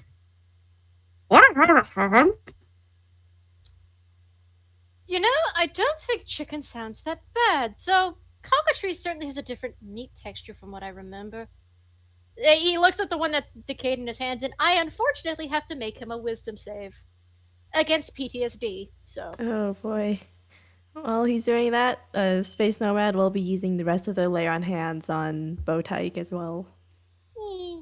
which she appreciates, just with a tired but appreciative tiny little smile. Yeah, they get a very colorful stick. No, band-aid. That's a word, not sticker. I mean that you do stick them.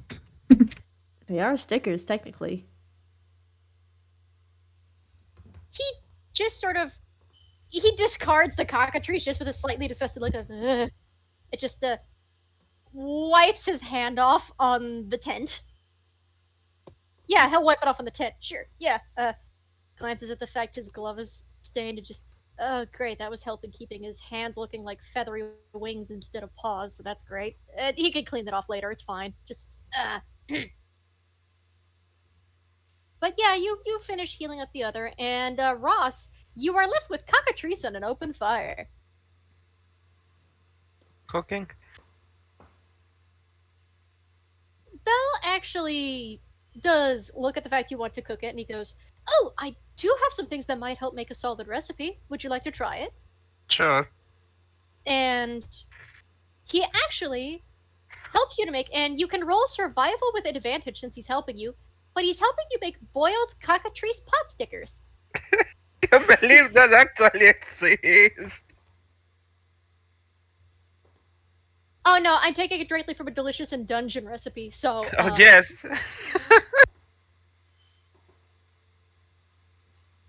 12. That's not the worst. Firstly, for the fact that you were cooking cockatrice for probably the first time in your life, most likely, this doesn't turn out bad. It does smell eerily close to chicken dumplings, but there's just a slight smell to it that's almost a little shroomy, you think? But it doesn't smell that bad. And when you actually give them a taste, hey, that's pretty good pot stickers. Does anybody want? I think there's plenty for everyone. And Bell is actually going to nod, and he will in fact enjoy those, as Bowtyke also will, though Swiper looks like he just wants to go back to bed. Please. Sleepy Shadow Man just wants to rest, but no, the girl wants to eat. Would Space Nomad join for the cockatrice pot stickers? Nah, they basically just say, no thank you, I have already had my caloric intake for the day. I will just keep watch. And they head back to the cart to, keep an eye out while people are enjoying their food. And everyone enjoys it fairly nicely. It doesn't really give any benefits and it doesn't replace your rations, but considering it's just one cockatrice and you make some pretty solid pot stickers out of it, it's a learning experience and it's fairly nice to have in the cold though. As it gets Yeah. worse, you realize you'll want to sleep in the cart instead of out in the weather, so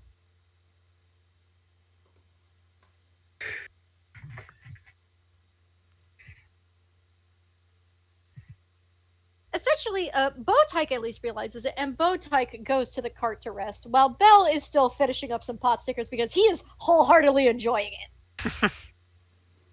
Oh. Roll me perception, by the way. Who exactly? Ross. Maybe Sunspot if you want. Oh, BRB for a moment. I'll be back in like 5 minutes? 4. Alright.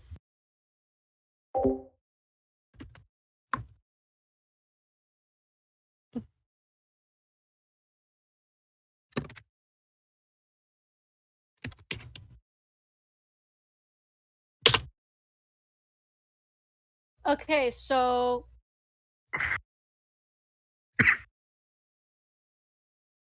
Ross, you think it's slightly weird that a swan would have sharp teeth instead of just, a traditional swan's mouth, but this is fine, it's cartoon logic and it's delicious, so sure. Sunspot, you don't think swan have teeth like that.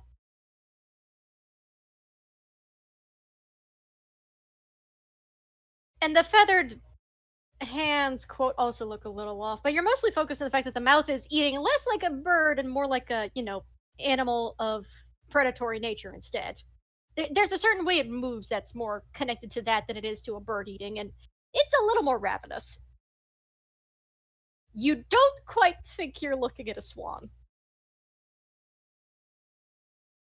Enjoying the chicken? Sorry, what? And he just looks at you, and half of the pot sticker is still sticking out of his mouth. Enjoying the chicken?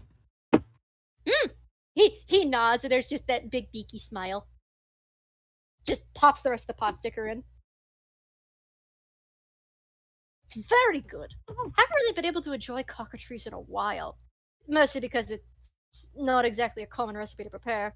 I'm just glad I remembered it from a different party.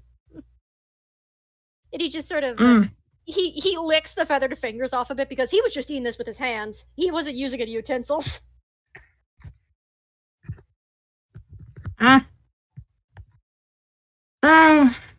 Meat preference. What? That's interesting. Huh? No, I'm not. Repeat what you said properly.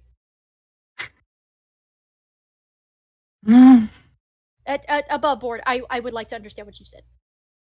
Sorry. Okay. First one was meat preference. And he kind of gives a 50-50 gesture, but I mean, meat is nice. I'm not exactly used to trying something like this, but usually I prefer sweets, actually. Meat's good though.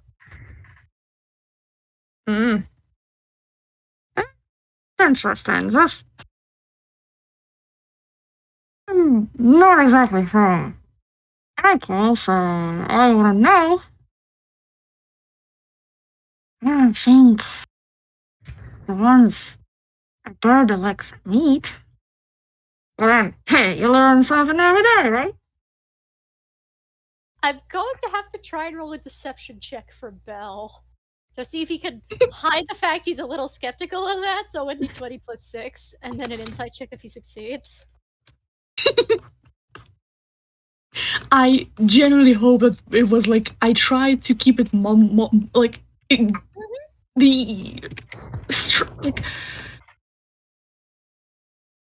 walk the line between not exactly comprehensible, but still like we'll be able to understand. Yeah, I could understand that one, and Okay. there is a moment where, due to your perception check, you think you see something twitch under the nightcap he was wearing, because he wasn't wearing his top hat to bed, he was wearing a nightcap. But when he gives you a glance, you don't really see anything behind it, but what does a 22 on insight tell him from you? 22 from inside. Excuse me. Probably what tells that Sunspot doesn't really exactly knows what's going on, but Sunspot is just trying to add 2 and 2, and those do not add up. I've connected the dots. You haven't connected shit. I've connected them.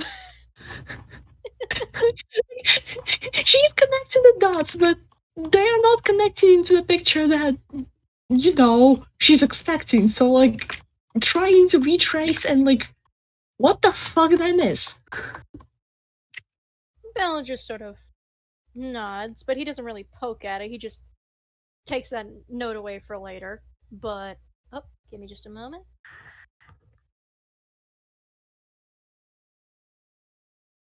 Okay, so after the cockatrice pot sticker meal, you do find a way to fit into the cart. It's certainly better than sleeping out in the snow, even if you have a fire suit on.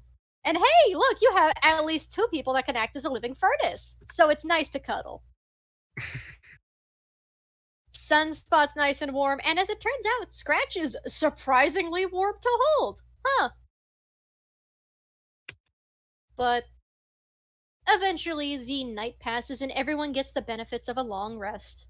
And I'll say, Sunspot, would you roll me a 3d20 for the morning's weather? Just to see how it goes for the day. 3d20. 3d20. Okay. 18. Why doesn't delete my things? Okay, so you're going to have to roll me 2d4. Or, actually, no, just 1d4. Just roll me 1d4. 1d4? Yeah, 1d4. Okay. What are? The day is ice cold and the snow is still falling heavily. There is no harsh wind though, so it's just falling, but you have to keep moving along the road at daybreak. So even though visibility's crummy, Bell keeps the cart moving. For the most part, folks have to stay in the cart as it is snowing pretty harsh out now.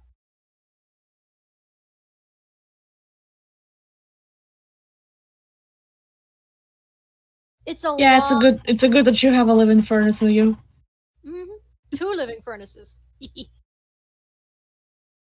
But eventually you kind of head along and you realize the cold temps are starting to freeze the river that you're about to cross. It is almost completely frozen over, save for a few small patches. And eventually you find an overgrown bridge that you can ride over. And you cross over, and this is part of the road you would find more familiar towards heading to Halloween Town if you've ever been there. This is one of the few bridges that crosses this river, so you cross over and start kind of heading that way. But eventually you have to make a stop on the edge of the woods. It is still snowing heavily, so Belle winds up pulling the donkey and cart under the trees so there's more shelter. And appropriately, it helps to set up camp this time. It helps to set up tent, a little extra wind protection, and an extra big fire, just to help. And Belle's going to volunteer for night shift this time. So, Belle and who else would like to? I mean, a space nomad is always going to be volunteering. Oh my god. Sunspot, would you like Space Nomad to take this shift? Yeah. All right. We'll get to that in a moment. So, eventually camp is set, and I'd like everybody to knock down the rations by one more, because it's been another day's travel. So, you should be down to 8 rations now. Can I save a little bit of my rations for the donkey? Aw, you sure can. You sure can. The donkey is only slightly frazzled by the loud, weird chickens you fought, but aside from that, the donkey's been handling the road pretty well. This is a very sturdy donkey. And I mean sturdier than most. This guy's just stocky as hell. Absolutely built. But also just, it looks like a generally tired sort. He's very well built, but he looks just like laid back, easygoing, Eeyore kind of expression to him, you know. He gets paid. He gets pets and he kind of bonks his head into yours a bit, almost with enough force to knock you over. Aw. Clonk. And allow me to just, I need to double check to make sure other spell slots are okay. Now, before we get to the actual perception check, Sunspot. It's time. What are you dreaming of tonight, Sunspot? Would you like to tell us?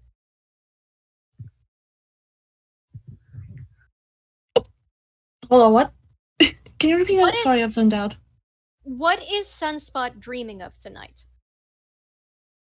I honestly, I wouldn't say that Sunspot usually gets any dreams. Honestly, considering that sleep isn't exactly like natural to them. Well, if it's not natural, what comes to them tonight?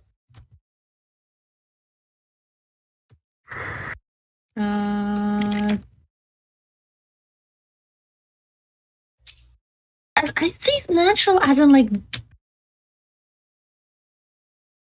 back before Inkwell, they weren't really there wasn't really any sleep. They only started to sleep in Inkwell, but yeah, there's no usually dreams. Okay, so we'll say. Would you like me to give you a description then? As to what you're Yeah. seeing at the moment? Okay, so you've sort of entered the habitual naps, just the sort of behavioral the behavior you adapted from your new friends. And it's usually peaceful and quiet. You're almost not used to sitting still for that long, with your eyes shut, just waiting for that peaceful, dark quiet, but you can certainly see why they need it and why they like it so much. It's not bad. This time you feel that you haven't opened your eyes, but in the dream there's not that feeling, as you're sitting in space again, in orbit of the world of Zatori, the world that you care about, that you've decided to stay with for the time being. The sun, the various planets in the system, and the endless expanse of the universe around you. This is familiar. This is nice. I would like you to make me a wisdom save, please. Okay. Also, since they are in space, I gotta say that they are not wearing a suit. Mm-hmm.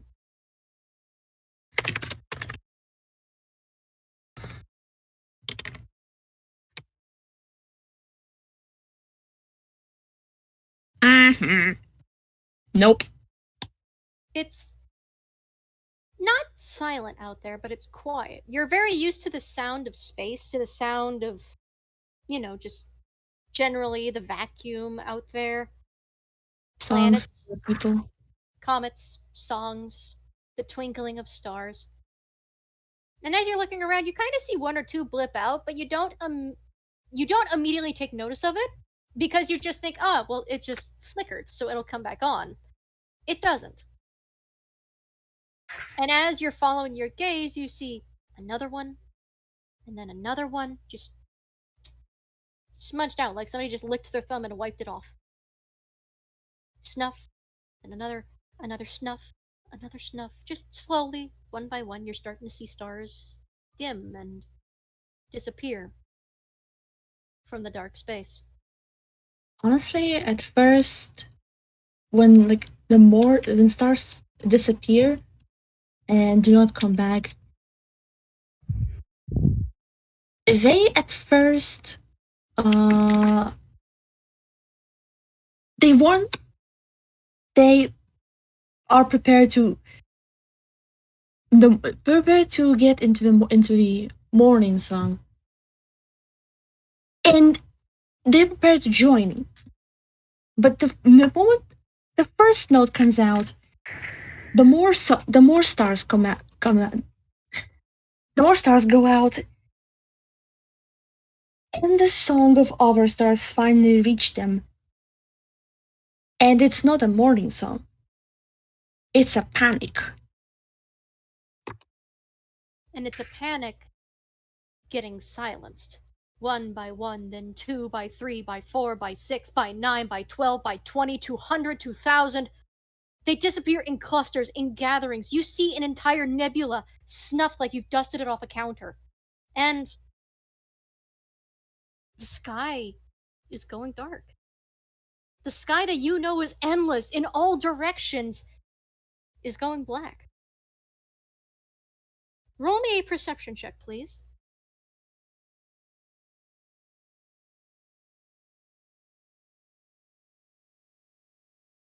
Hmm.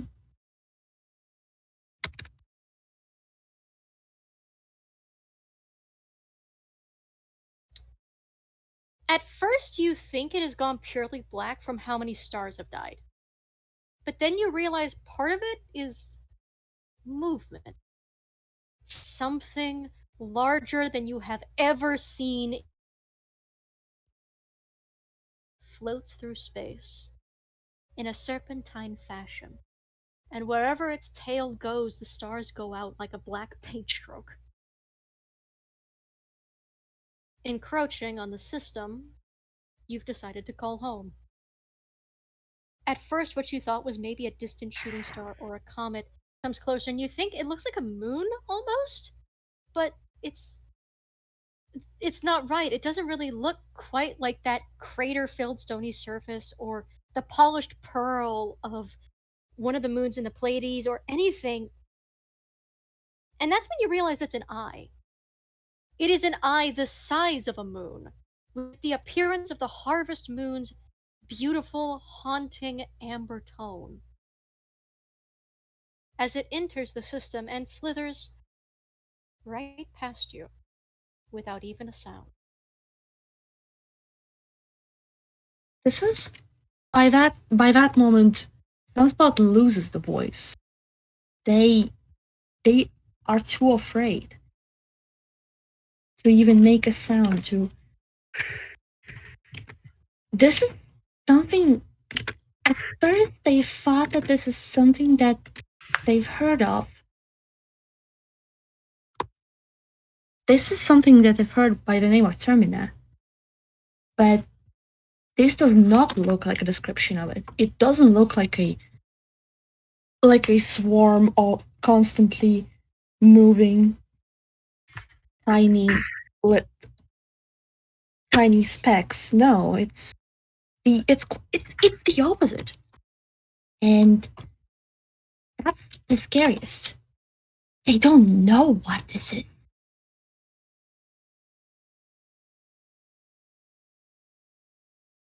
And as it approaches, you realize as you're following its movement, staying deadly silent, almost as if afraid to draw its attention, you see it's going for the sun in Zatori's system. And the entirety of its coil, or what looks like a coil, envelops the system and conceals all other stars from view. It almost looks like a great serpent that is coiled around this little system. This insignificant little speck.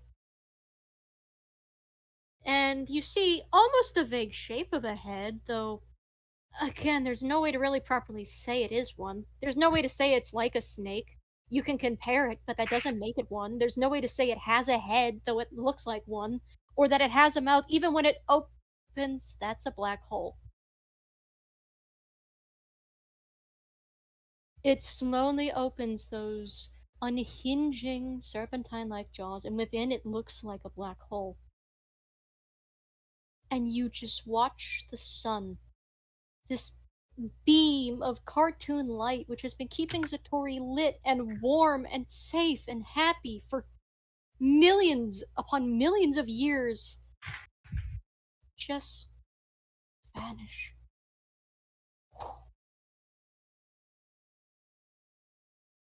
There's barely even an ember, there's barely even a scream. You hear a final note from the sun itself. It's almost operatic, but you realize that final operatic note was a scream, and the sun is gone. The sun's light leaves the system. You are the only light source there now. Well, you and the lights of the city on Zatori. All the little cities, the little towns and skyscrapers in space, and even the little satellite they have trying to go around, maybe. Who knows? But this little cartoon world has gone almost all dark in a day with only certain lights remaining, and you.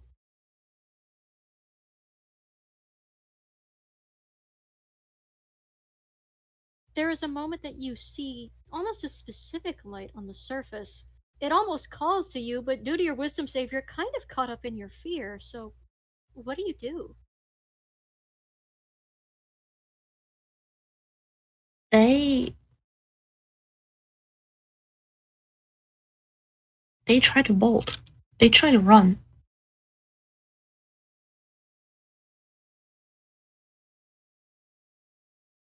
You turn to run, and it's all black behind you. It's all black to your left and your right. You don't see where you're going. You don't even know if you're making any distance. You try and run through this starless sky, and you don't even know if you're making any headway. Because of how titanic this shape is and how much black, dark matter it's taking up in space, you can't even tell if you're outrunning it. You run and you run and you run, and it's like you're running on quicksand or on ice. There's no progress. There's nothing. And I'm going to roll a perception check.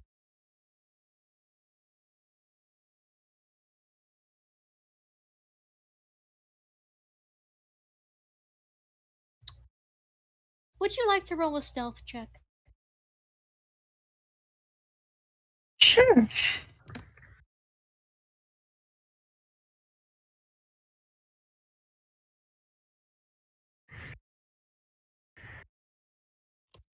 You run through this A block running of. star spirit looks like a falling traveling star. So the tail will be very noticeable. You almost think you've made it. You almost think maybe if you're fast enough or quiet enough, but then you don't have any blood, but your fire feels cold and you freeze up. And as the camera turns, those gargantuan eyes have spotted you. Or I, rather. As it closes in and your head barely turns, you glance back, and it's not two eyes that this creature has. It's not 20. It doesn't have countless, it just has the one. But it always looks like that eye is looking where it intends. Think like Dusclops or Dusk Noir with the singular eye look, the singular pupil almost. Here is a dark silhouette with just one pupil, just looking. You are frozen. And I would like you to make me just one more wisdom save.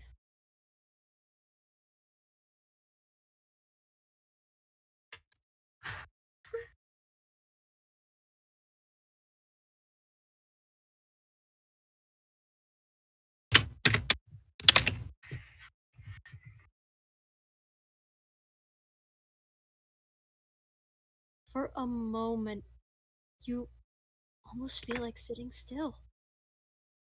It's so big and you're so slow. How how easy would it be just to sit there?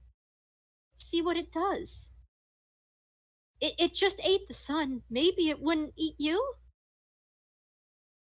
Something in your gut almost reverts several million, maybe several billion years back to a prey instinct, and you almost just want to make yourself as small and unassuming as possible, but Zatori still has lights there.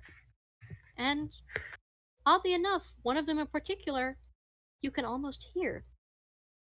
And you just hear this distinct voice. I wish I could help. I suppose we can cope. We've got each other. I'm sure the light'll come back at some point. And you see a light calling you back to Zatori from the surface of the world. Specifically somewhere in the desert. You feel the instinct to run there. Do you?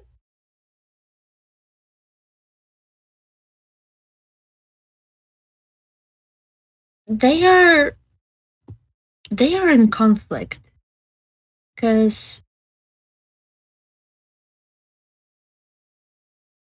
on one hand, running for shelter, that would be a good option and it's almost instinctive. But it's an instinct that has been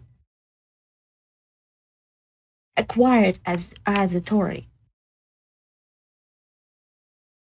The second instinct is actually running further because that that creature ate all the stars, all the star folk, all the star spirits, and they're the last.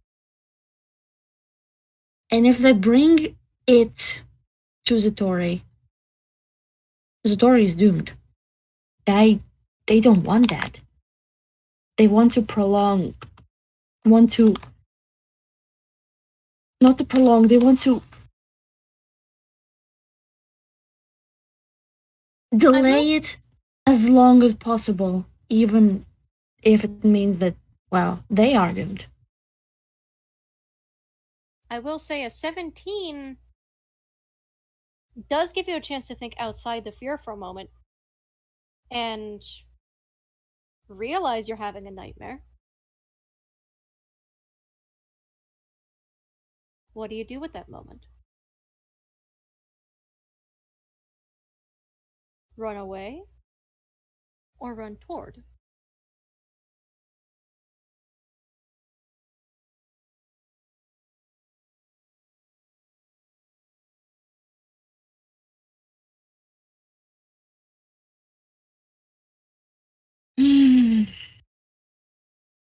Because the lights are still on Zatori from cities and something else, but you can't tell if anything else about this nightmare has changed or not. You just know that you have two paths you can take. You can run away and just delay what you believe to be inevitable, or you can run to Zatori toward whatever's talking.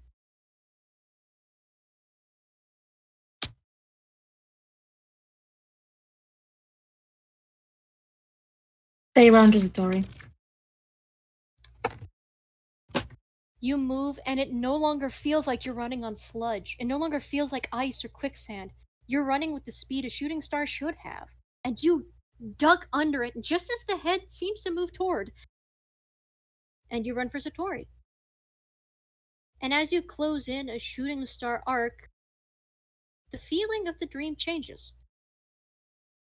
There's a moment the camera shows that the serpent is trying to turn towards you. It's trying to follow, but something else moves in front of it. And it seems distracted by this. You run back to the surface and it's almost normal. It's the dead of night where you've landed. It's somewhere in the Warnian desert. You know that much. And when you look up, expecting that endless dark void, staring eyes or eye looking down hungrily, well, it's not pitch black. And you can see a couple other stars in the sky, actually. Huh. But where you've landed, you instead find a small campfire. And circled around it are three small, size tiny Warnian rats. All three are teenagers, about 18. Just settled in, getting ready for bed. All three are dressed for the weather in their own. And all the stars on, but you're not sure what's happened here. I want to note, however, that uh, what's different, and probably partially maybe because of them realizing this is a dream, this is a nightmare, or Or again never. because it is not it is a dream. Mm-hmm. Normally they would land as a falling star would land if an impact. This Mm-hmm. time they land slowly. They land almost carefully. I imagine it's just like a There's little kick up of sand, maybe just a little tilt of sand. You know, yeah. yeah, just a little. Ting. You can almost even hear the ringing sound when you land. There's sound. You can feel the wind, and there are stars up above. You can't really see too many of them. It still is darker than it should be, but it still looks close to a night sky, and you can actually see the moon overhead. It's full. And it's not blinking at you, which, oh, thank God it's not blinking at you. Ah! They're still gonna they're still not gonna avoid looking at it. Yeah. And you look, and it's three tiny Warner Brothers style rats. They're all three girls. One of them appears to have champagne blonde fur and appears to be dressed in tones of pink, though it still is appropriate desert gear. The middle one looks to be all white with, the pinky and the brain, red and black eyes. You know those? It has those Uh, eyes. And she appears to be dressed in some worn out looking buckskin, but hang on, I'll just post it in player chat. Hang on a moment.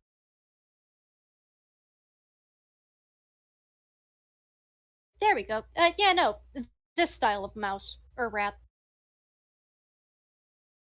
I And see. the third one is this one appears to be dressed in all leather with a worn out tank top underneath of their sleeveless vest and their tattered leather slacks. They all appear to be getting ready for bed, but something about the dream says the voices came from one or two of them, and they seem to be getting settled in. Though they each, as the camera pans over, are passing looks to the others who they assume have fallen asleep, and you realize the wish is coming from them. I wish I could help. I wish I could do something. But sticking together is the best we can do, right? Sure. Just in different pitches, and it seems quiet at first.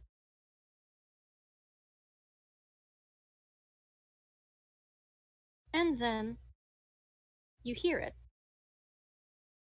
a little hissing sound from the dark.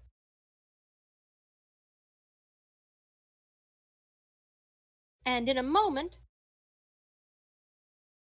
you almost think they're snakes at first, but it's ropes that actually reach out and snare the three rat triplets, earning various squeaks and complaints from all of them. They're each snared in a different spot as they're yanked away from each other, with the oldest being snared by her wrists and kicking with legs and trying to reach to gnaw at the ropes, but no, she's getting dragged off. The white one has been gotten by the neck and is being dragged off like she's being held on a noose. And the other one has been snared around the ankles and is currently trying to claw and paw back toward her sisters. All three are being dragged in three separate directions. The lights of the campfire also grow brighter, with the shadows growing darker in contrast, almost giving a multi pointed star shape to the light that's cast. But the rats are going in three different directions. What do you do? They are going to go after the one that is being caught as like a noose. They will try to catch up to it and at least they will try to grab the rope and burn it. You have chosen the middle child, the middle triplet. And as you approach, light and dark contrast and conceal the other two briefly from your view. You reach forward and you burn, and you realize, oh, that wasn't a rope, that was in fact a snake. Ah! Not great, but you do sear it, and with a hiss, it burns away as if it was rope. And the small rat is saved for a moment. Just a moment. The scene of the dream, once a nightmare that you were this close to failing and having to deal with a madness effect for, changes as you watch as the shadows engulf this stark white little rat girl and turn her into a towering shadow, which lunges past you and toward the other two. And the scene goes black. When you wake up, and you'll wake up later, oddly enough, it smells like desert cacti flowers. Huh. Odd. You do still have the stress of what would have been a nightmare, but you don't get any madness effect. You recovered it at the last second. And you're not sure what you did, but you feel like you did something? Question mark? But we'll get to you in just a moment. That was your almost nightmare sequence. Now we move on to the actual night watch. That was happening while you were having whatever the fuck that was. Shall we?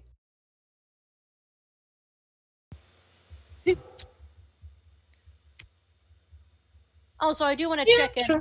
after the near nightmare description that you recovered from. How are you feeling after that one? Is it okay? Are you like, do you need a moment? No, it's okay. Okay. And is everyone else doing all right with the descriptions that followed? I want to double check and make sure. Yep, pretty Yeah. tame by my standards. Mm-hmm. Cool.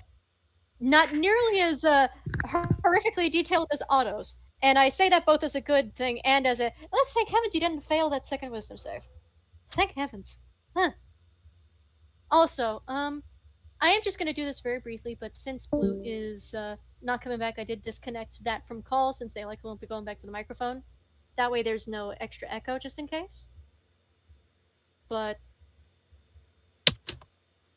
Bell is going to take first watch, and unfortunately, he's going to have it at disadvantage because, heavy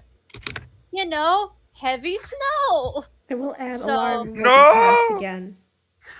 and you have alarm cast again. Okay, is this going to be an audible one or a mental one? Well, For the love of God, please be last mental. time, last time the audible alarm got the people in the tents outside of the tent and therefore in danger. So they'll go with the mental alarm this time, which will only alert them. Okay.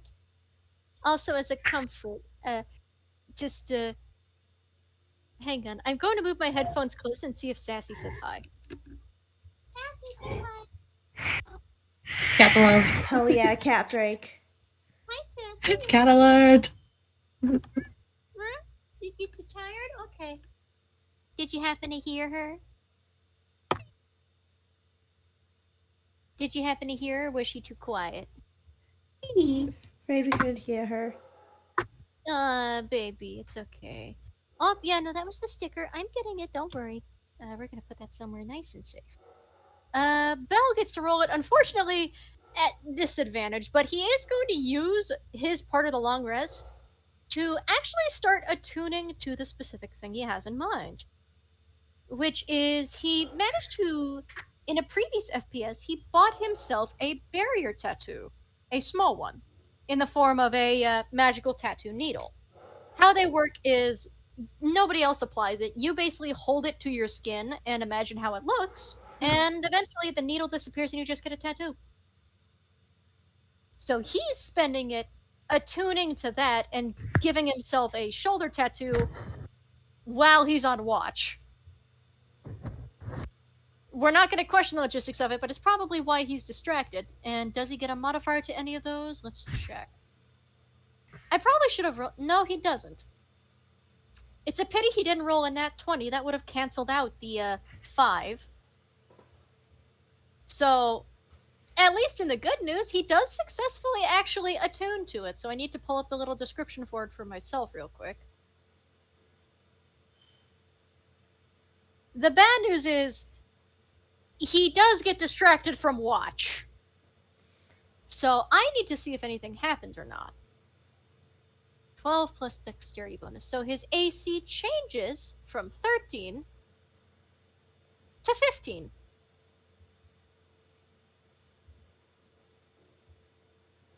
He at least successfully manages to tattoo himself. That's the good news. The bad news is I gotta pull up that fun, fancy little encounter thing. Now, you're on the edge of the forest, so I need to roll for the forest now. I'm gonna roll a 1d2. Either you do get ambushed, or Okay, so we're just gonna hypothetical roll. Let's see what we get. It's a 1d100, 37. What's 37 in the forest? Ah!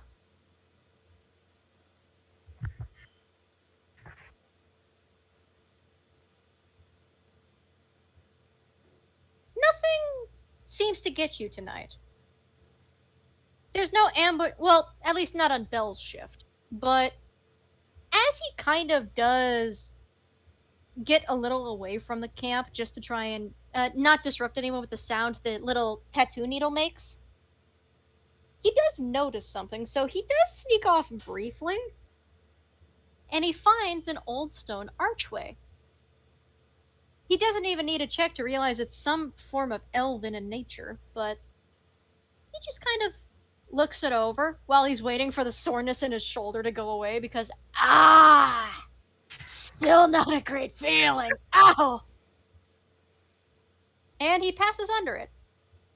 Any character who passes under it makes wisdom perception checks with advantage for an hour.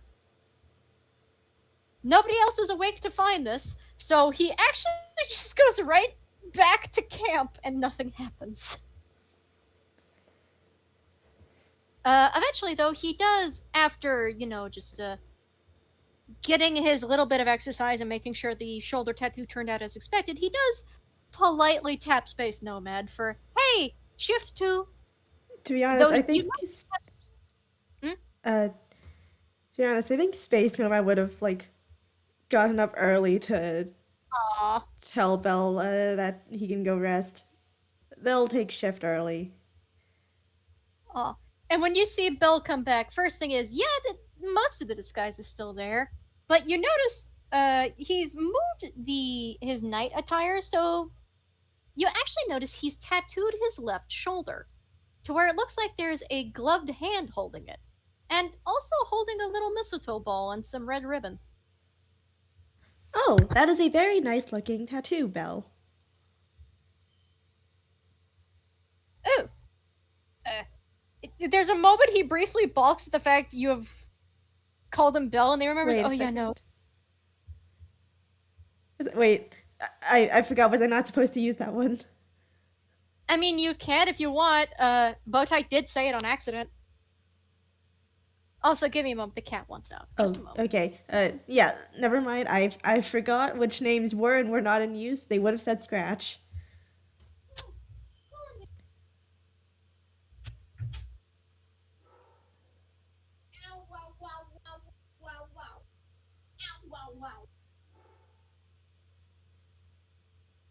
You okay? I'm back. I had to stretch my back. It hurt. Owie. Ouch. But Anyway, you were saying, Tala? yeah, that was my bad. I forgot which names were and were not in use. They would not have said Bell. They would have said Scratch. I just That's fine. defaulted to Scratch to Bell because that's what you called him. That's okay. Just if you want to, you can roll perception check though. Keep in mind though, snow Sure. is heavy. It is with disadvantage.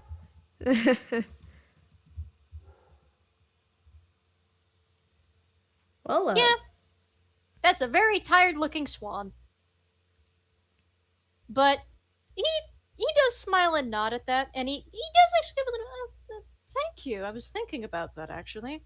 And the thing about the berry tattoo is it's made to look like a liquid metal. It actually kind of looks like liquid gold. Nice. So he settles into the cart to sleep, and now it's your turn. Perception with disadvantage. all right. D20 plus that. 1d20. Well, minus. Nothing happens. The night is cold and blustery, and very, very snowy. But you awake the next day, and I would like Ross to roll 3d20 for our weather. Me? Yes, you.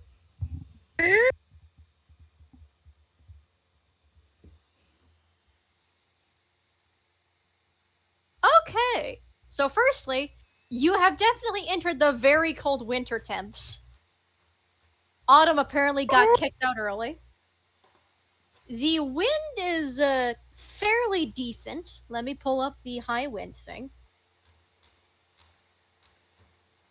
Yeah, no, the wind is okay, the wind is light. It's not strong, it's light. That's fine. But the snow stopped. It's very cold and windy, so you think it could snow later, but at the moment it's just lightly windy today, so no disadvantage to perception.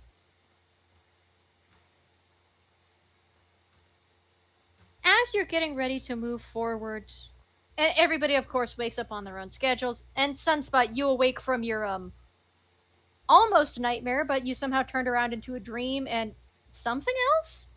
It smells like desert flowers for a moment before it smells like snow again. Huh. Odd.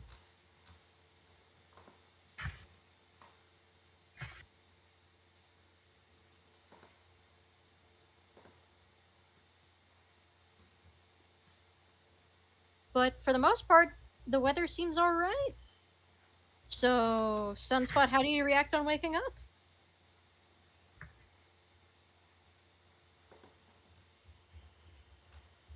I have zoned out entirely. Can you please? Sunspot, beloved. After waking This up is from not your a Sunspot moment. This is the main moment being a dumbass. after you woke up from your almost nightmare and the smell of desert flowers has faded, how do you react on waking up? They are going to. They're going to be extremely confused because, again, this is probably the first dream, like, proper dream they ever had. Uh-huh. So they are confused as to what the fuck just happened. Like, is this real? Is this for real? Like, I mean,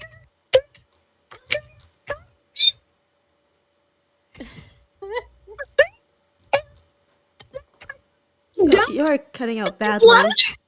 You are Is- cutting out so much. Is everything okay over there? The recording did not catch 90% of that. I mean, the 90% of that was absolutely incomprehensible noises of confusion because Ah, they are unsure where the fuck and what the fuck. understood. But so Ross, Space Nomad, Bell, and Bowtyke, you wake up and while it's lightly windy and it's very, very cold, there's no snow. It's cloudy, but there's no snow. Well, as someone who's used to the vacuum of space, this is a pretty pleasant day. God, handshake.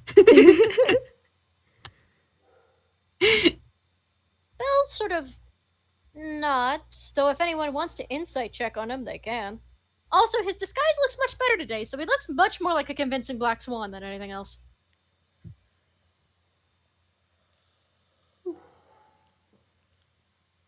But on that note, I think Space Nomad will just, make sure everyone's slept well, they're getting their breakfast, making sure the donkey's ready to go and fed. Morning routine. And the donkey is, of course, very appreciative for the fact it was kept warm by, just kept warm, kept company, fed. Very nice. You also get a bonk that nearly knocks you over. That's a strong ass donkey.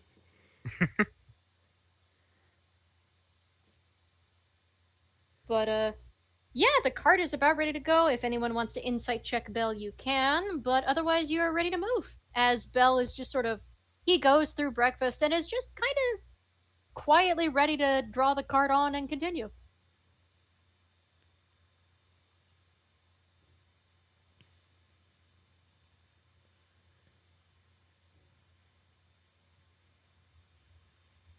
I think I'm okay.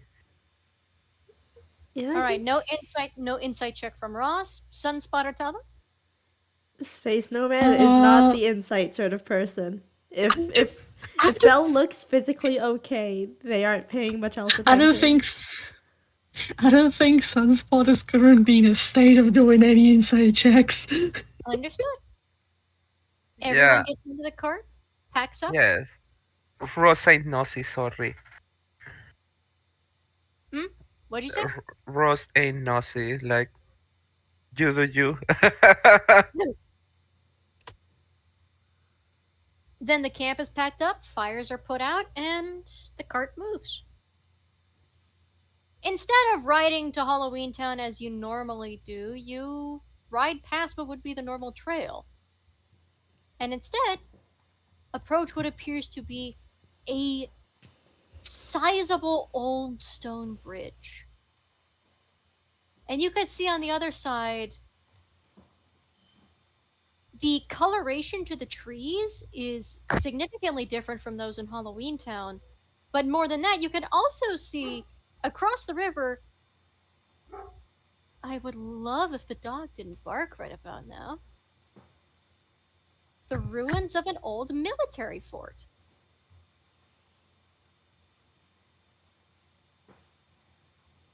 Bell glances over the bridge for a moment. He briefly steps out to stomp a brick or two with his feet just to make sure. Nods, gets back in the cart, clicks the cart along. And the donkey, ever so carefully, makes its way across. The bridge is huge and older than it looks, but it still holds out pretty strong. But as you cross over, you can almost feel the way the atmosphere changes. It's still cold, but maybe it's in the art style, maybe it's in the paint palette, maybe it's just in the color of the trees, whether they have leaves or whether they're dead leaves. The ruins of that old military fort, what have you, but it's different. And once you're across the bridge, Bell does briefly stop the cart just to glance at the old fort. He doesn't approach it, he just stares at it.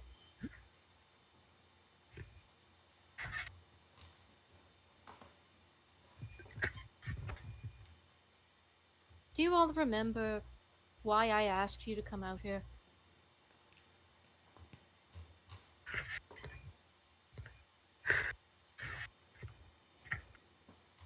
You were hoping for people to join you in heading to your hometown, correct? Something like that.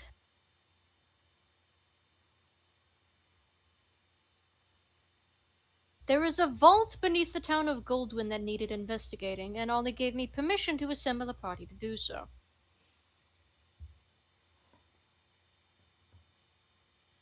Mm-hmm.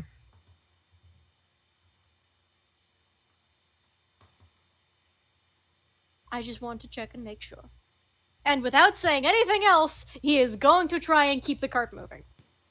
I am going to roll him deception to see if he can hide his feelings a bit. Because the closer he's getting, the different he's acting. So 1d20 plus 6. Sunspot is gonna just give That's a Scratch 15. a look and just Of course. give Scratch a look and just go. You're gonna pick that? Roll me a perception check, Sunspot. And also, if anyone wants to insight, you gotta beat a 15.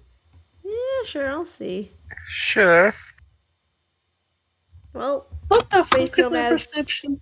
too busy keeping an eye on the road. Why you have such insight, horse?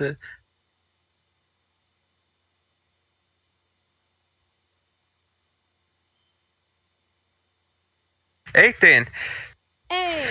Okay, so, Sunspot, you see the way that his feathery hands tighten on the reins ever so slightly when you say, "What? Did you get kicked out or something?" And the way the beak and something under the beak briefly tightens in a frown. Ross, you titled that "You okay, kiddo?" No. No, he's not. There is something slightly missing from the picture, and it's the fact that Bell doesn't really look like he wants to be here. He does not look okay, even though he's just given himself a fresh tattoo. He does not. Instead, Sunspot, you watch as he just sort of snaps the reins and the donkey, startled, it starts moving. He does not answer.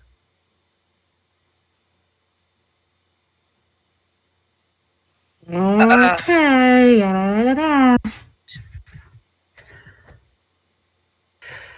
Ross is just like, sure, giving them one very sharp look, like the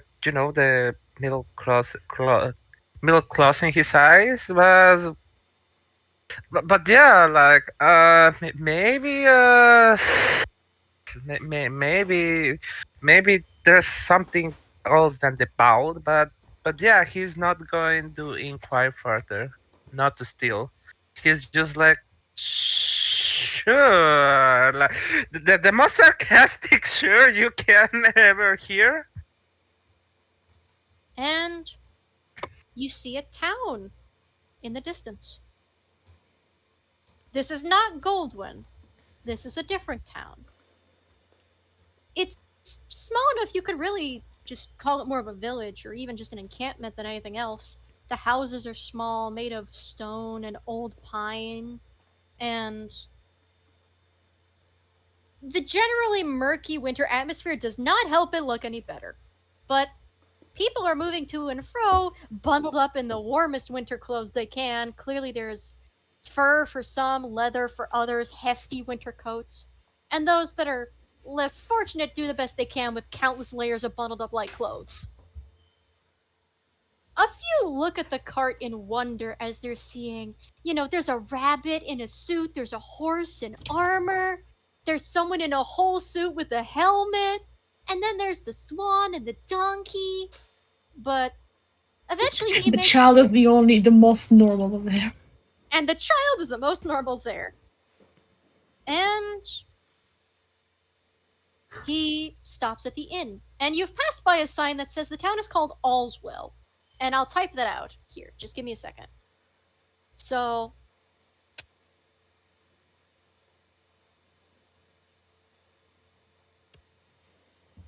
this is the town of Allswell. And of course, he finds a place to stable the donkey and the cart. I believe we can stay here for the night. Then we can make for Goldwyn tomorrow.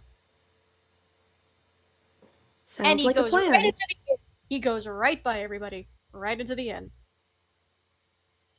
Well, Space Nomad's going to see if they need to take anything with them, any valuables just in case before heading in as well.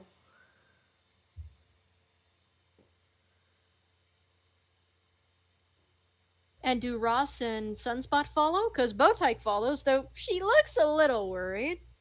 Just to check if all is well in Oswald. Sunspot is But fine. Sunspot is smile, wave. you see one of the tunes wave, and it's a style that you haven't really seen before. They're all in the Luthbian style, which is the Don Bluth art style. There's a lot of weight to it. The skin looks a little more realistic, but still toony. There's more. It's filled out more than a traditional Disney body would be. The clothing, the body types, the faces, they're rounder and heavier set.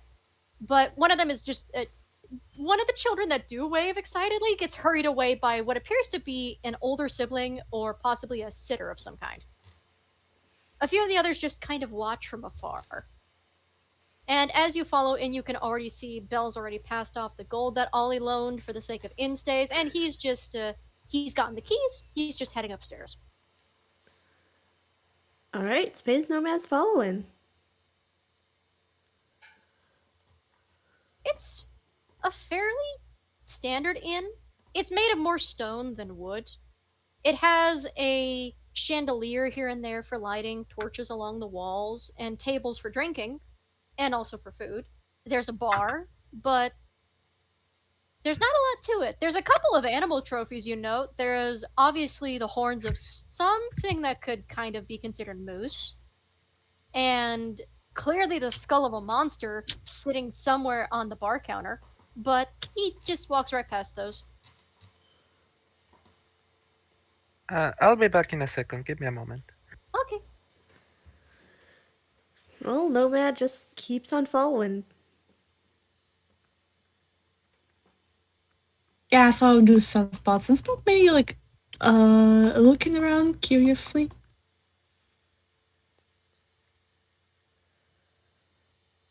You know what? Would you like to roll investigation or perception? Yeah, sure.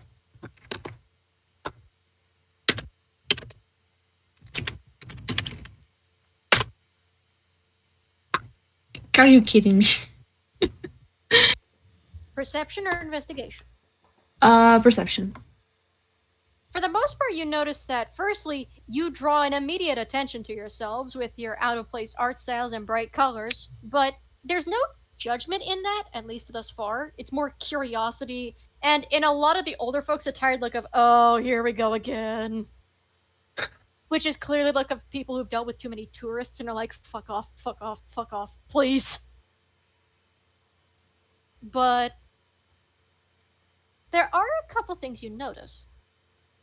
For starters, most folks don't tend to stay outdoors too long. And for others, you are seeing a particular line in one of the newspapers you pass by. One of the old papers has read, "Travel to Goldwyn has been closed off." Huh. Would you like to pick it up and read it? They pick it up and they also give a nudge to Cratch, like, hey, isn't that where we're going? Bill is at the front of the line. You'll have to walk a bit to nudge him, but he's unlocked the room and has at least headed in, so you'll have to talk to him in there.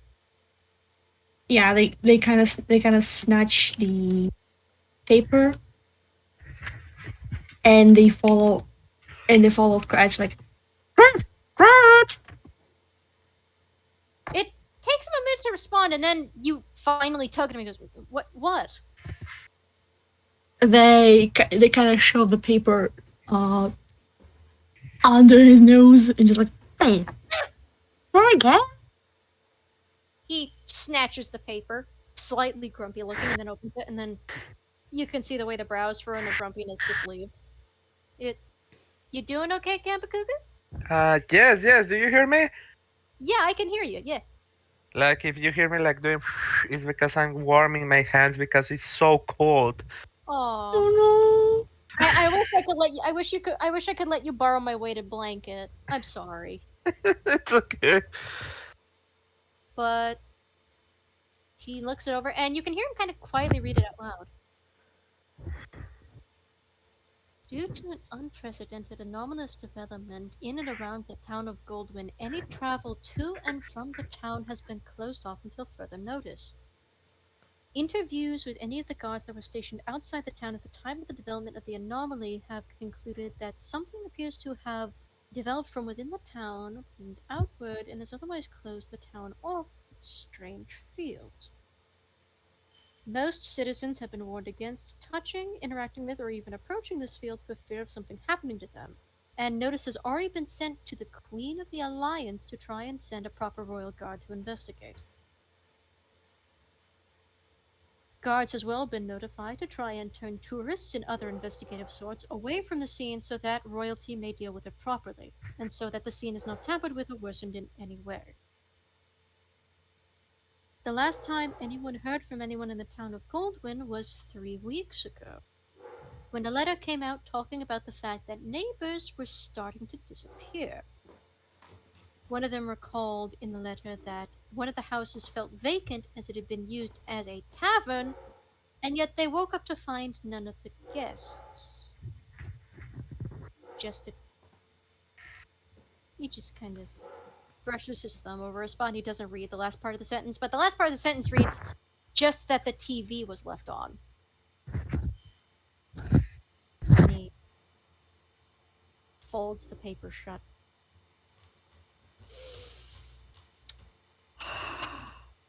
Great. Good. Fantastic. Grand.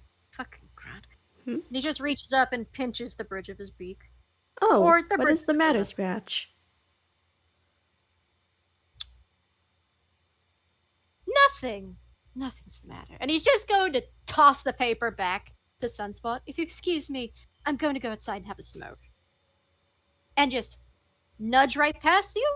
Please don't. Space Nomad was about to go off on a short spiel about take care of your lungs, smoking is bad for you, but then Scratch is already gone, I'm assuming, by that point. Yeah, no, he is out. And even though the disguise is well, it's Sunspot, from your perception check earlier, you can see something appears to be moving furiously underneath of whatever coat he was wearing.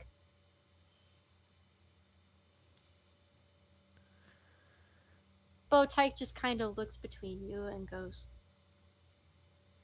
is he upset about his hometown? Or...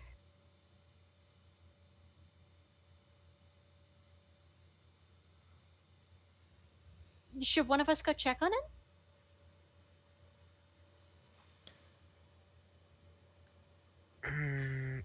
Do we have to roll something or just ask him directly?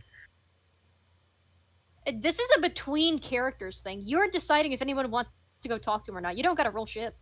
Oh, okay. Sorry. It's okay. It's okay. Just Bowtie also looks at Sunspot and also at the paper. I think at that point, Space Nomad notices the paper too and gives it a quick look over. Ah, Yeah, I no, see. article's basically saying, oh yeah, no, the town of Goldwyn has been basically trapped by some strange anomaly. People are told not to go there. Oh, I will go talk to him. This might mean we have to cancel the trip. Oh, but we already came out so far, and we packed and everything. I know, but it says here travel is, at the very least, heavily restricted. We might not even be able to enter. Not without incurring serious violations of the law. I felt like we did the first time.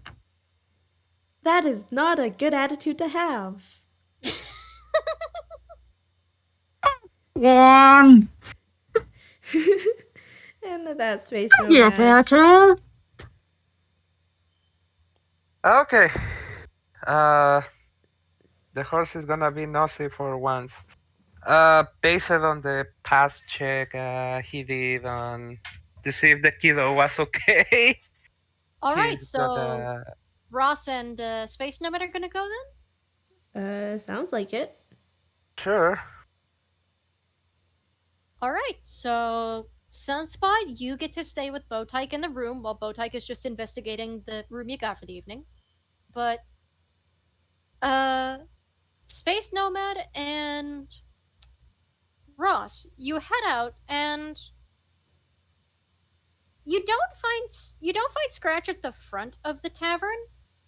You kind of have to circle the building a bit, and when you do, you actually hear a different voice talking in the distance. Well, Mm-hmm. I mean, surely it can't be that bad. They've said travel to the town is closed off, Jenny. How bad could it have gotten while we were gone? How much has gotten out? Well, can't be that much. I mean, it's not like I exactly know how a program worked, but swallowing an entire town sort of sounds out of its depth. I think if we just persist and we go looking, I'm sure we can find some way in. And we're going to piss off the guards while we're at it, of course. And as you sort of, one of you pokes your nose around the corner, I'll say it's Ross, you can see that Scratch has taken off the beak and is smoking the fattest cigar you've seen.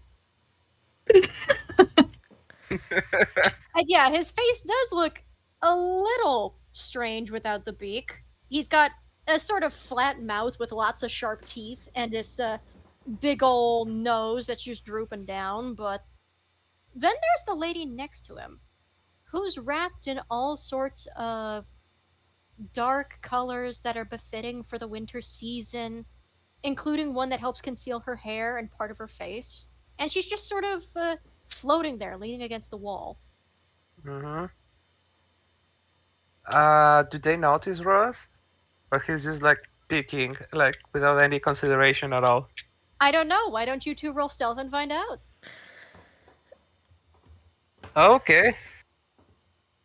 Yes, that includes Space Nomad and Yep. all their armor. I know. I know. So do we still include that that funny ruling that chainmail gives you disadvantage on stealth? Yeah, we'll say yeah. Yeah, that's a 5. A space nomad is not being isn't even aware they need to be stealthy, to be honest. They're just Clunky, clunky, clunky. yeah. That's definitely a person in a spacesuit walking through snow. Uh,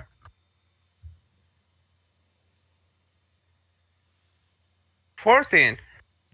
Surprisingly, yeah, you at least beat perception. You were not immediately seen. Space Nomad, they pause conversation and turn as soon as you round the corner. And you could briefly hear Scratch go, shit!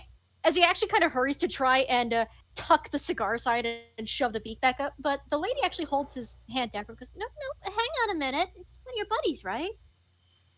Yes, but then we can talk to him, right?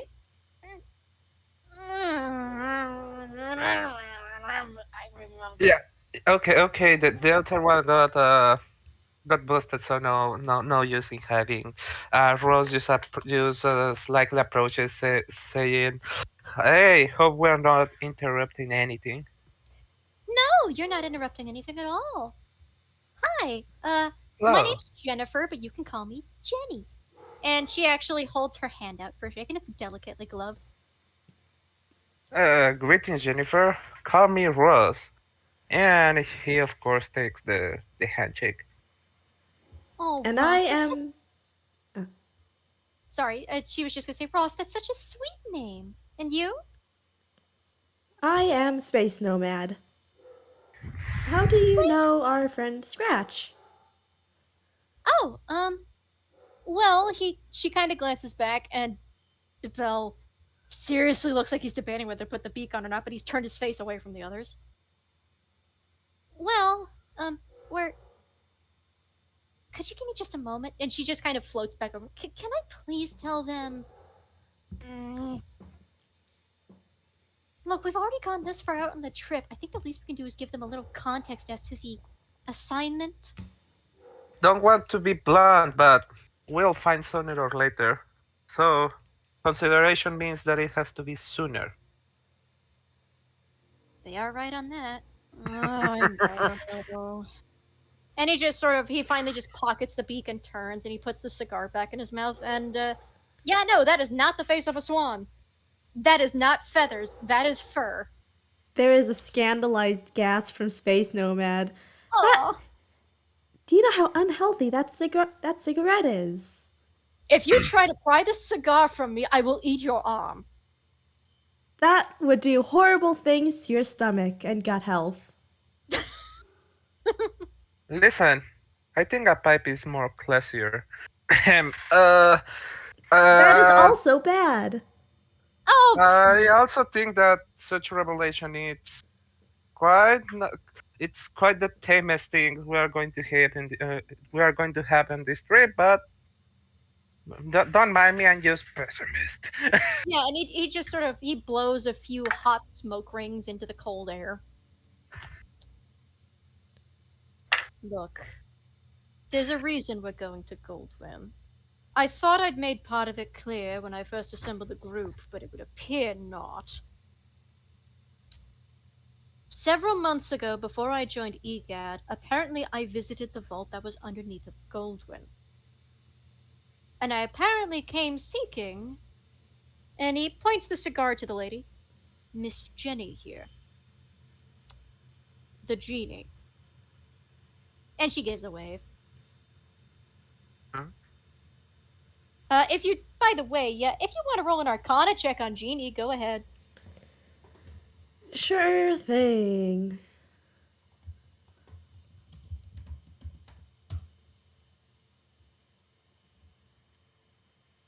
Yeah, no, there's generally stories of genies that if their lamps are found, sometimes they can grant wishes.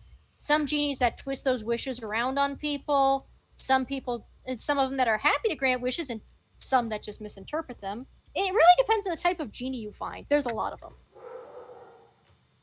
But generally, the story is genies grant wishes, and they're not very common at all.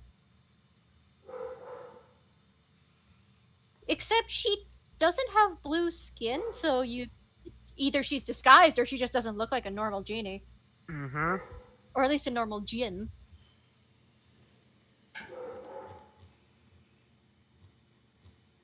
I came out to her, seeking wishes on something I don't recall.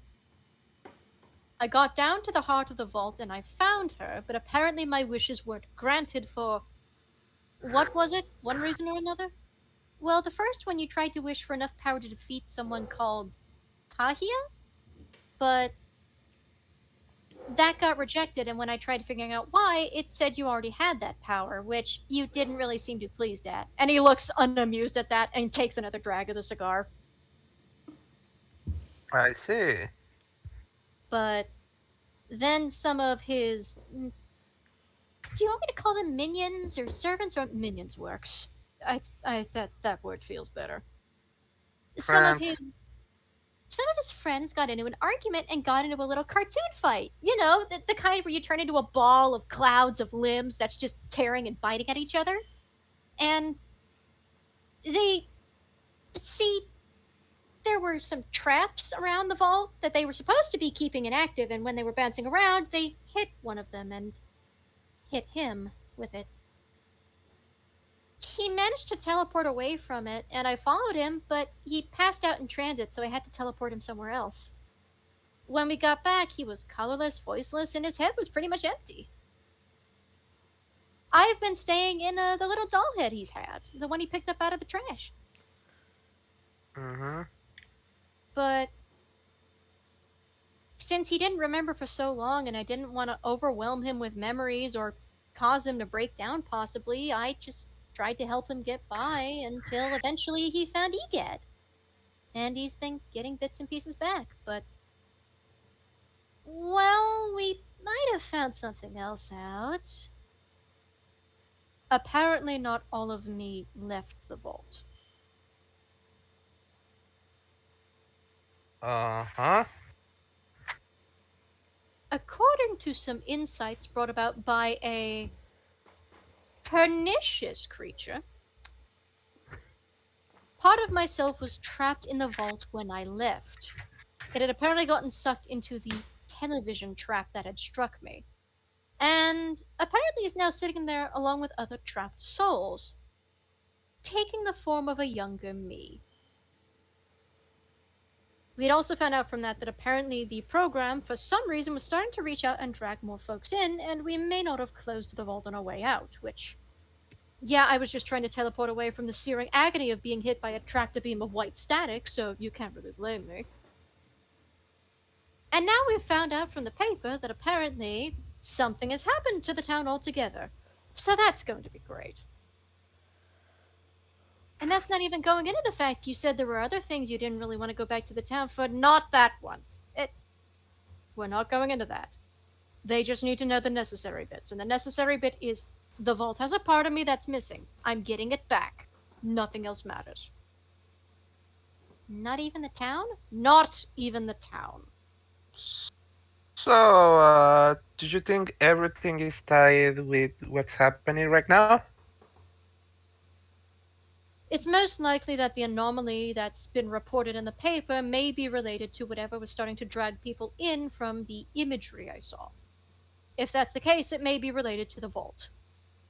If that's the case, we'll need to investigate Goldwyn regardless, but it doesn't mean I'm going to like it. I can tell. Listen, um, everybody, everybody has things that trouble their minds. That's okay, but we're already here, so it might be hard for you, but I guess we can. What we can only do now is keep moving. Well, technically, we can always turn back, but But then that leaves all those innocent people trapped. Listen, listen. I did not endure all that call to just return already. Grr. The little girl. I hold Ross so dearly to my heart. But Ross is just. Ross says, I went on this adventure and I will go until the end. it's like we've been We through bought snow, we fought cockatrices. I'm not going home until we done what we got here to do. I bought the whole piano. I'm going to play the whole piano. I mean, he does have a strong point, and it's not like we want to leave anybody back there. If it's trapped that many people in there.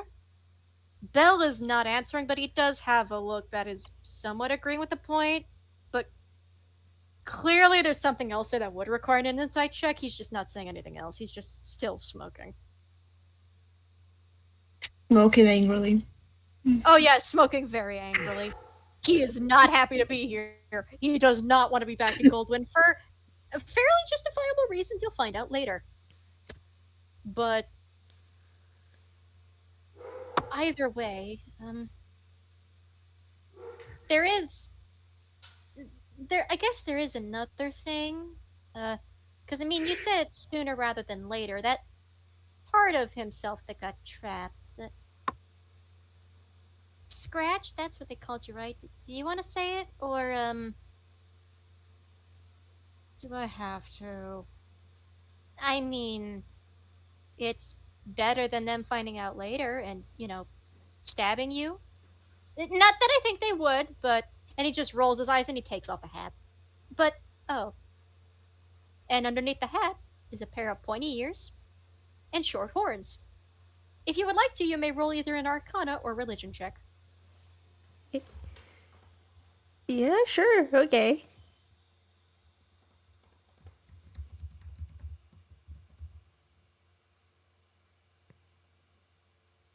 Alright, what check is that? It's the same modifier. Let me Arcana just. Arcana or Religion? It's religion. It takes you a moment. And again, he only shows it briefly because there are people that are passing by the little alley that you're talking in, so he quickly puts the hat back on. But the face itself was, it was rather pugnacious and grumpy looking, but, kind of fine on its own. When you get a full look at the head, you realize you have seen it somewhere before. You've seen it in sketches, in papers, in a book. Specifically talking about Belial, the Toon Devil, also known as the Devil himself.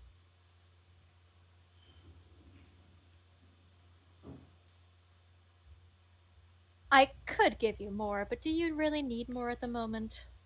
Uh, honestly, Space Nomad just sees the horns, sees the ears, goes. So, do the horns need horn warmers? Because the weather does seem to be getting worse. Oh my god, bless you. I would die Space for the Nomad. Space Nomad so dearly. Buddy. Listen, But they are an alien who's over 5 million years old. They don't really care for uh, demons and devils and whatever. even those that are in charge of the whole thing, but speaking of which, yeah, that's the other part. Yeah, no, when I say the devil himself, it's not like saying, oh, you're summoning a devil like a barbed devil or a Yeah, malabranch or something. they get that, but like the devil of Satori is still but a speck in the vast universe. So yeah, they I'm so glad Bell didn't hear that part of the outlook and just heard horn warmers. He just looks kind of surprised because if you said that out loud, that would be worse. So he just sort of blinks at that. And Jenny actually kind of I mean, I was considering horn warmers for Anibas, but we're not focusing on them. Don't say that out loud. People around here don't react well to that. Oh, And you of should. course. I will stay discreet. Thank you. Space Nomad says, not changing their voice volume at all. Yeah. You know what? Space Nomad, roll me stealth to see if anybody would notice you talking. Uh, still that disadvantage or just No, regular? no, just normal, because this is your voice. This is not you moving. Yeah. Huh. Yeah, no, you're fine. Comically speaking, you are fine. The comedic bit is somehow you haven't changed your volume. Nobody fucking hears you. Nobody gives a flying fuck.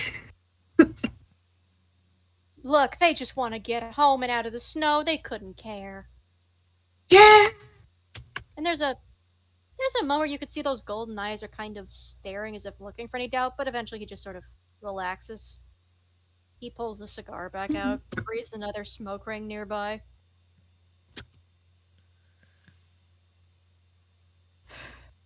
The people of Goldwyn, when last I knew them, didn't like me very much. So I'm going there under a different name and a different face in hopes to avoid a repeat. But if the town's already been taken, I don't know if the disguise will be wholly necessary once we get there or not. The paper did mention they might have guards, though, so that might be. Yes, I remember that part. Not looking forward to sneaking past armed guards.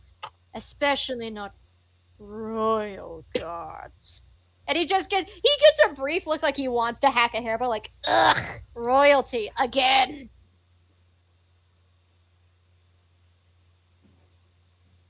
But if we left it unattended, that would be a weight on my conscience and also would disappoint Ollie. So we're still going. I just needed a minute to smoke because you felt bad? I wasn't going to say it out loud, Jenny. Why'd you do this to me? What? I was just being honest. You feel bad. Could you say it any louder? You want me to? No! I don't!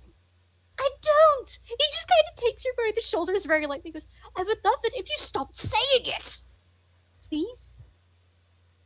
Sure. Sorry. Thank you. And he's just going to, he actually snubs the cigar on himself and then shoves it in his hammer space and puts the beat back on. Now I'm ready to head back in and pack us in for the evening now that I've gotten my smoking out of the way. May we head in out of the snow, please? Of course. Do we tell Sunspot and Bowtyke? Bowtyke is already aware of that. Ah, I see. So do we tell Sunspot?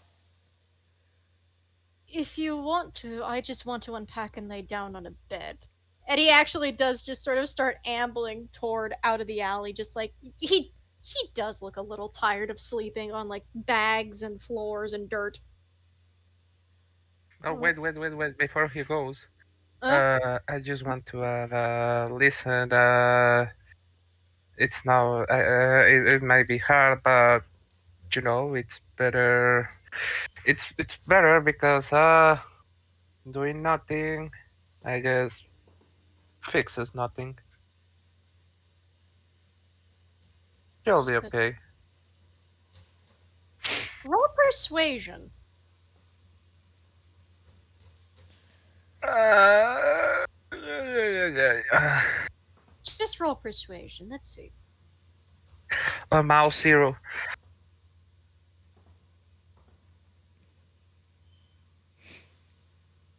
13. There's a moment you think he gives a doubtful look, but it eventually relaxes and you see the way the ears sort of, they just bend down and at ease, no longer quite so upright or paranoid, and he just tucks them back into the hat and just heads back on in. And Jenny also goes, and on the bright side, we'll be doing it as a group. We're not going to be heading it alone. Though, I guess part of me has to wonder, and she's saying this as she is, you realize that after she leaves the alley, she's given herself the appearance of legs, so she doesn't look like she's floating. But as she heads in, she goes, um, actually, I do have a question. Belle? Can I call you Belle now? I suppose the cat's out of the bag, you can. Well, you had minions with you before, right? I did. And they reactivated whatever that thing was, right? They did. Not that they meant to, I'm sure it was an accident. And I assume you followed them up the stairs as they're talking? Yep. Do you think... I mean, you've been gone for a long while. Do you think maybe... Do I think maybe what? Well, I mean, do you think any of them went looking for you? He pauses a moment at the top of the stairs. Looking for me. The vault was the last place they saw you. Do you think they ever sent anybody to check? I mean, you were their boss to some extent. I assume they would have been concerned, or... He thinks on this for a moment, and I need to roll him a wisdom save.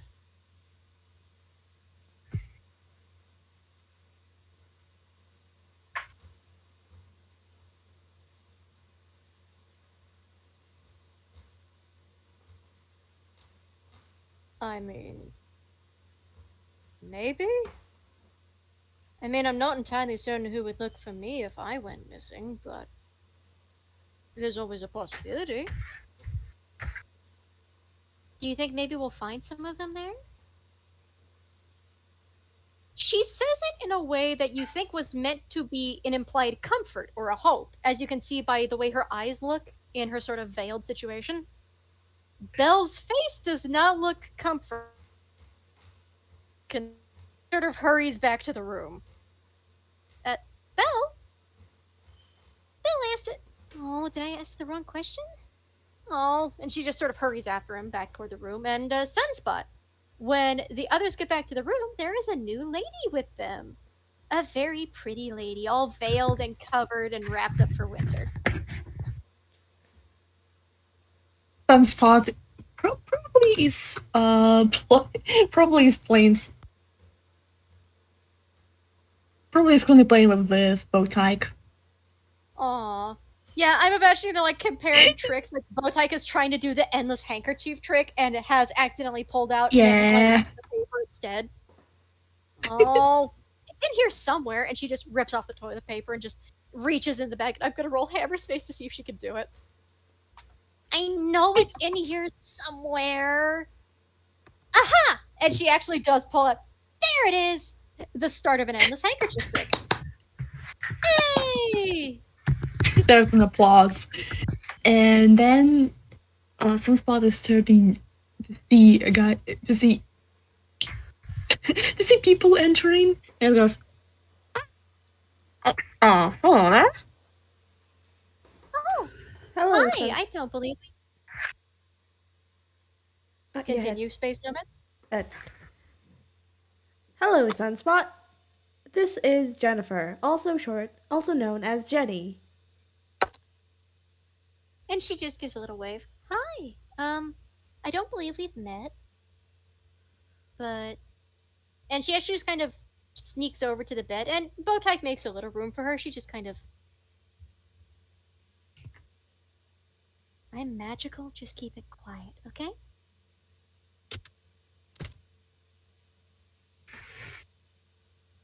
You can just tell them what you are, Jennifer. You don't have to play tricks.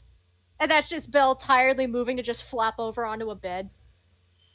And these are very plain but very nice beds. I mean, they have nice fur blankets over them in comparison. They're just a little ratty, a little shoddy, but they're still fur, so. Okay, fine. So, uh, name's Jenny. Hi, I'm a genie. Nice to meet you. And she holds her hand out for Sunspot. Sunspot is enthusiastically shakes the hand and just goes, "Hey, Richard, that's fun." Nice to meet you. I believe Belle's actually talked about you a bit. Please don't start. I will expire. Belle is just face down in the bed, but you can clearly hear him.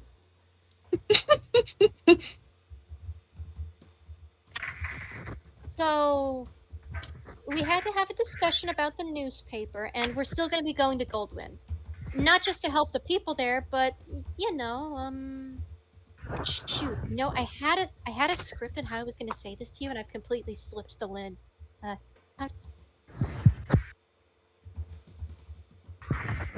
Belle, how do I tell Sunspot?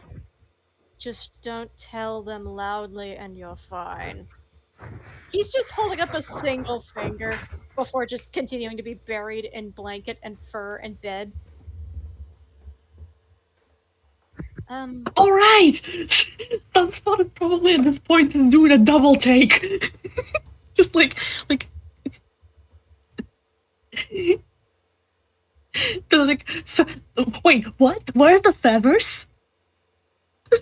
Yeah, no. You kind of realize that he never really had feathers to begin with. It was just the way he brushed his fur to look like feathers. As you can see by the fact he casually takes off the gloves, so that way he can just start kneading his paws into the blanket like a cat. And that is indeed what he starts doing. He starts kneading his paws into the blanket like a cat. Oh my god.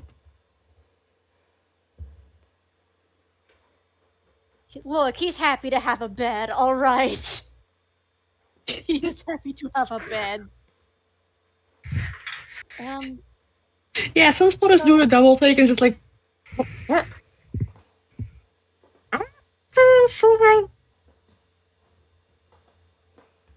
I'm sorry, could you repeat that? I'm afraid I don't understand mask speak. Sunspot is just you can see the little like light's eyes just rolling behind the glass of the mask. They are once again. I am gonna do a hammer face roll because I don't know. Really 10. Please fumble. Ah, God damn it! I Yo, want Hammerspace to fumble again. It's been so long. yeah. Once again pulls out the notebook and the pen and the pencil and just writes, "Did I miss something?" Well, we thought we said everything we needed to when we hired folks to go on this trip, but apparently we didn't. See, you know that we're going to see the vault in Goldwyn, but now Goldwyn has seemingly been closed off by some sort of anomaly, according to the book. I think that anomaly is a program, but I'm not sure how to explain it. See, Belle over there. Is it okay if I call you Belle, or do you want them to call you? You've already said it out loud. Just go with it. Right. Oh? Belle was looking for, yeah, Belle, short for Belial. Uh, hello. I'm not sure for like Paladin or something. Could you repeat what you said above board? I thought it was short for Belda or something. Cause I'm like, I don't know if they ever heard like other people to refer to Scratch as Bell in EGAT. What did they think it was short for? Belladon. You could hear muffled snickering in the bed. Bella's just continuing to need the blanket, but you could hear just the muffled.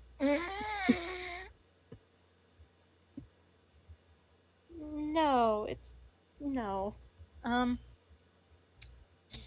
See, he went looking for the vault to try and find me because, well, because I grant wishes. See, you grant wishes? And that's Bowtie actually just leaning in. Oh, is that a gift or is that a gift or something? Or are you like a priest? Is this a priest that you? Oh, please, no, no, no, we're not a priest. Oh no, nah. I'm a genie, actually.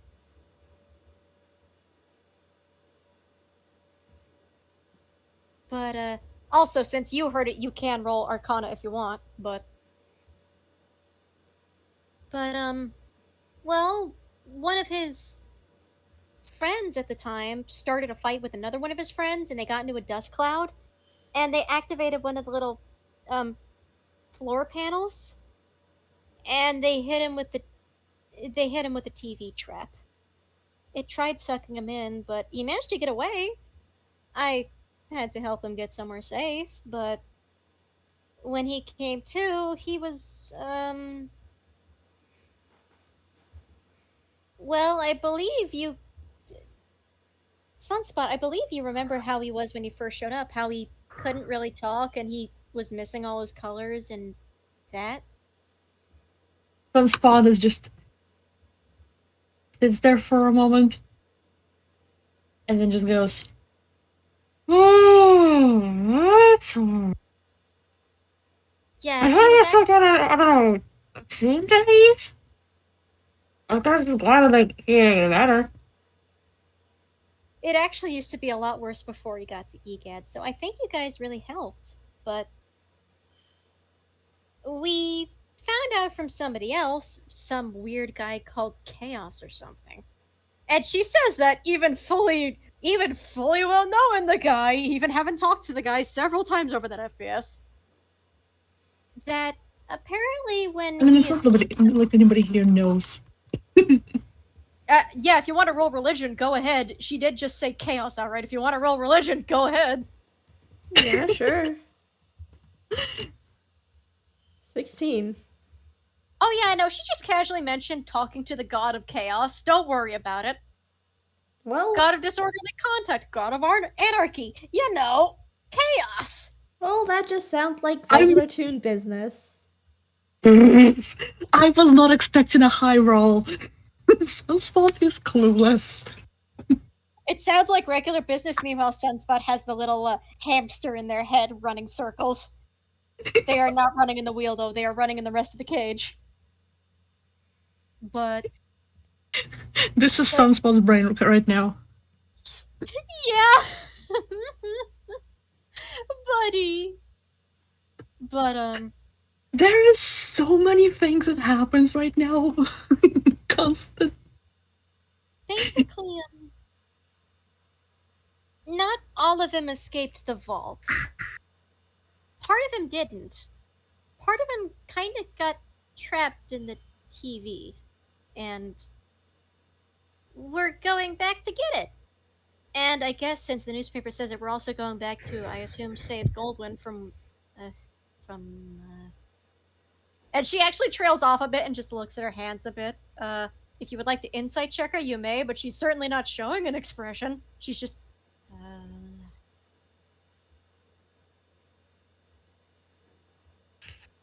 From the program. Yeah.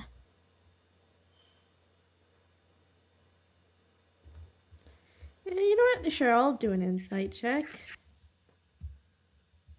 Let me just.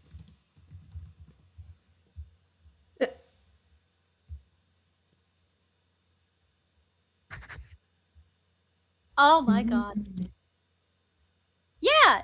Yeah, you know, a program! That's normal! You're probably just fighting a robot! Cool, neat, cool, neat. You're good Yeah, at that's fighting completely robots! fine.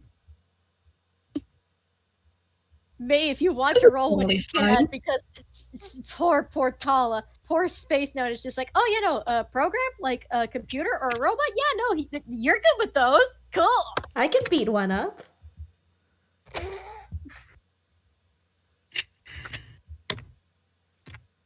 That's not how you roll insight. There's. You can't see much of Jenny's face, but she looks conflicted and hesitant before just calling it a program. She doesn't say anything else on it, but she looks torn. Like that wasn't really the word she wanted to use, but you know, guess it fits. Bell, meanwhile, has not noticed, and if you actually look over, he has passed out completely. He is Good night, snoring like sweet a prince. motor. He is snoring like a motor.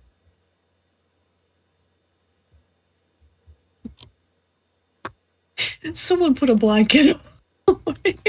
He's already on the Uncle blanket. probably does. You just gotta wrap him up in it like a fuzzy burrito.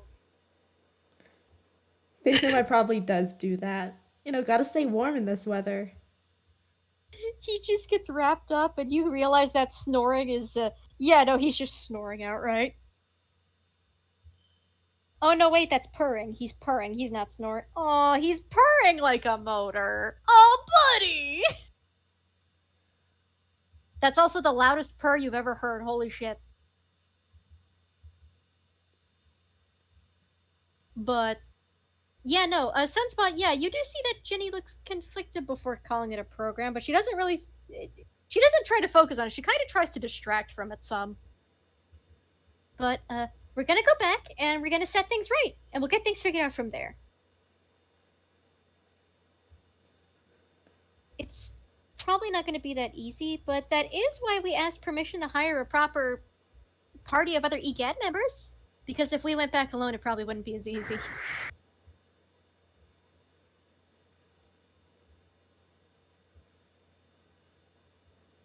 Also, apparently there's something else going on with Goldwyn, so after we do save the town from the vault, we probably don't want to stay. But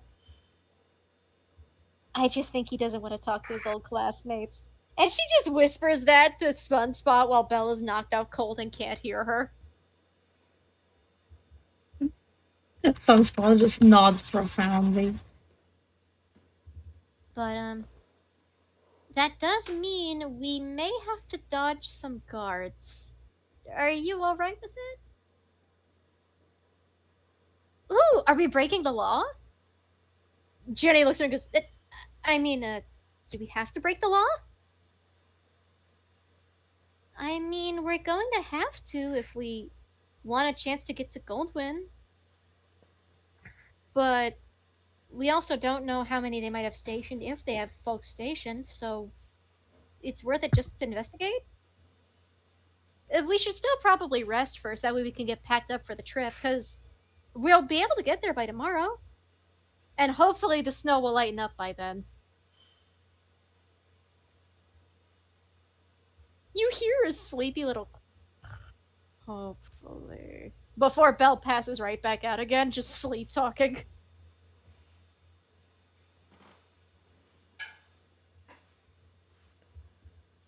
And Bowtie goes, "Oh, if we get dinner, is there any place here we could order it? Or do you not know?" "Oh, I don't know in the slightest. I haven't been up here in several thousand years. I know nothing about anything to order up here." "Oh. But I mean, I'd love to see what happened to pizza. I assume you guys still have pizza, right?"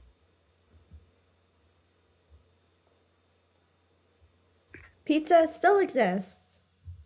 Okay, good. You guys rediscovered the pizza recipe. I was hoping that wouldn't be lost. Okay, alright. Pizza Yeah, seems to be a very common thing, not just throughout Satori, but through the entire universe. It's almost a constant. good. Good. I was worried about that. If I ever had to go anywhere where there wasn't any, that would be upsetting. We could try and look around for a restaurant, sure. Or just, we could get food from the tavern too. They did have a nice menu down there. Apparently, they have roast lamb going. That sounds so good. And yeah, most of the day you spend in Allswell is just getting your stuff unpacked and deciding whether you want to explore or if you want to try and order any food or what. But it's quiet. If you would like to roll a perception check while you're about town, you can. I think Space Nomad probably stays at the inn to just keep an eye on Belle, you know. Mm-hmm. Hi. Yeah? I don't want to interrupt nor anything. Just asking, is this going to take a long? Because I need to be moving already. So sorry.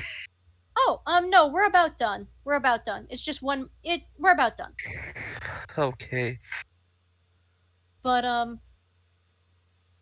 if nobody else, then, actually, Space Nomad, since you're there, I get to roll a coin flip. Oh boy. Does Belle get to have a normal dream, or a dream from that horrible somebody? Thank heavens he has a normal dream. Now, is it a Woohoo. normal good dream or a normal bad dream? Okay, fine. Normal dream. He sleeps pretty peacefully, and since you guys are staying in an inn, nobody needs to stay on watch. However, I will say, Sunspot, if you would roll me perception, please. Okay, sure.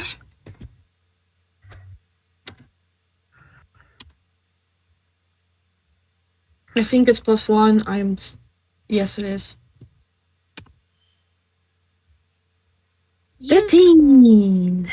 There is an occasion you do overhear some of the guards talking, but it doesn't really seem to be about anything important. It's just a matter of, oh, crime has gone down significantly in the past few weeks. That's actually rather nice. It's nice getting to sit back and relax a bit without having to worry about burglaries. Yeah, I know, right? Honestly, I think this is probably the fewest arrests we've made this month. Seriously.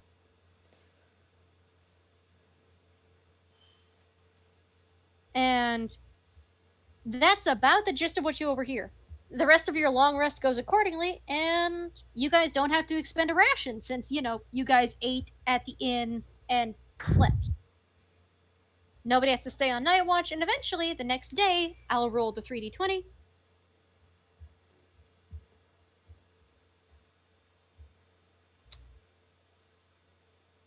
You are not able to leave, unless you want to leave in the snow. Would you like to leave in the snow? How bad is it snowing? Heavily. It is Oh. heavily snowing. Yeah, Space Nomad is firmly against traveling in this weather. It might be pretty okay with a cold, but that's a child they're traveling with, a young child. Yeah. Alright, that's another coin flip then. So, you guys get to stay one more night, and I typed that out incorrectly. Uh-oh. I get to make Bella wisdom save. I'll say, would Ross do me a favor and roll me a perception check? Okay. I believe it's just a D20. Yes, Ross. Why you have so many zeros? What are you good at exactly? 9.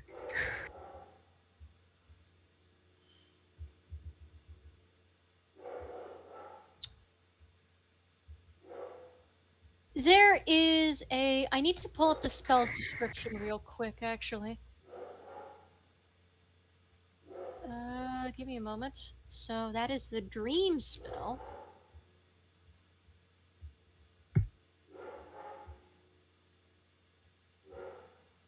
And there is a moment where it seems Bell seems disrupted in his sleep. Like he's not sleeping correctly. He's tossing this way and that. One of his stockings falls off, revealing a. You can't tell if it's a paw or a hoof. But while he's grumbling in his sleep, eventually it passes. One of the only things you hear him say, though, is, "I don't even know you." And then he flinches like something was about to strike him before falling back into a proper sleep.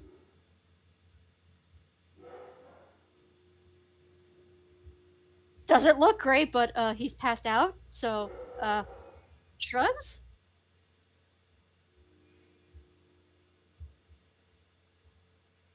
However, you could roll an Arcana check last second.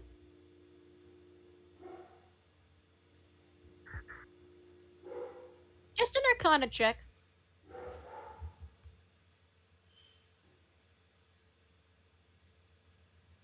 Ross? Oh, me. Sorry. Yes, Arcana? you can roll Arcana, because, well, Arcana or Perception, one of the two. It's the same. Would you like Perception instead? Yeah, I mean it's the same. Give it another shot. Uh, Oh, ah, You don't see anything happen to Belle, so surely everything's fine. everything's The night- fine, I guess. There is no war in Ba Sing Se, and you all sleep until the next day. 3d20. And. Yeah, no, today looks like a significantly better day to travel. Granted, it's a little colder than usual, and it's rather windy, but it's not too windy. There's no It's snow. So you fucking think windy. it fucking windy.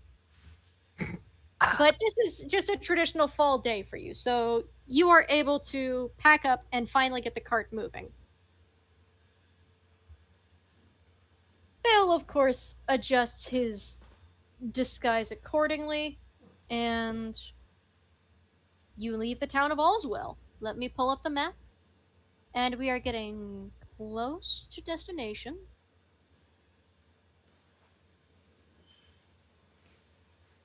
And you actually do pass by another town, and I'm just going to make some white markers here and there.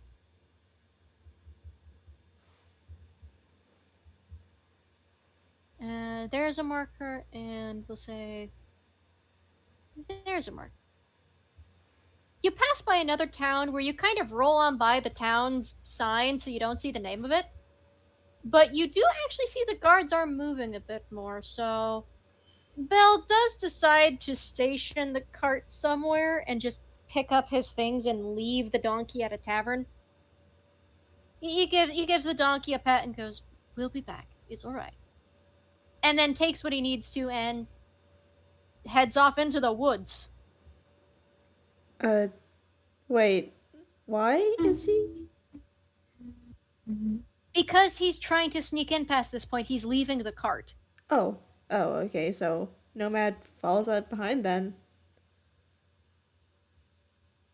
And Bowtyke also follows, with Swiper staying close behind.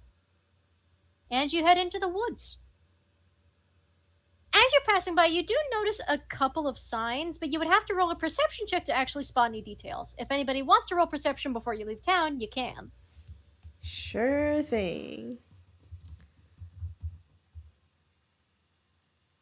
That's a 10. Alright, so you don't notice anything. Would anyone else? Rolling perception. Yep.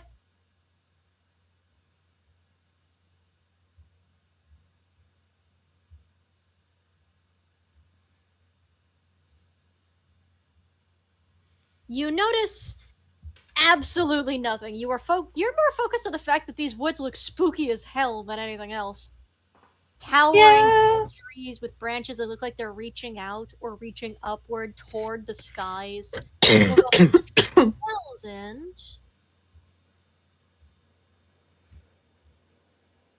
And before he leaves town, you do notice him pause for a moment before he reaches up and very quietly scratches out one of the posters before heading off. When you look over, you see part of what looked to have been almost a vintage styled, sort of folksy poster advertising what appears to have been a festival, but an entire central part of it has been raked out by huge claws. And he's done that to at least 5 other posters before leaving town. If you would like to investigate to see what they used to have, you can try, or you can just follow along.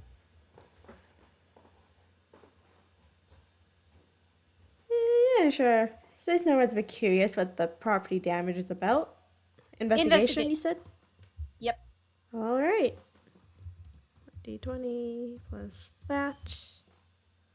Uh. It Wow, takes you a moment. thanks. You sort of lag behind for just a moment as the others are heading off. And you put your you're wearing the spacesuit, right? You put your thickly padded gloved fingers up to sort of seam shut some of the rips.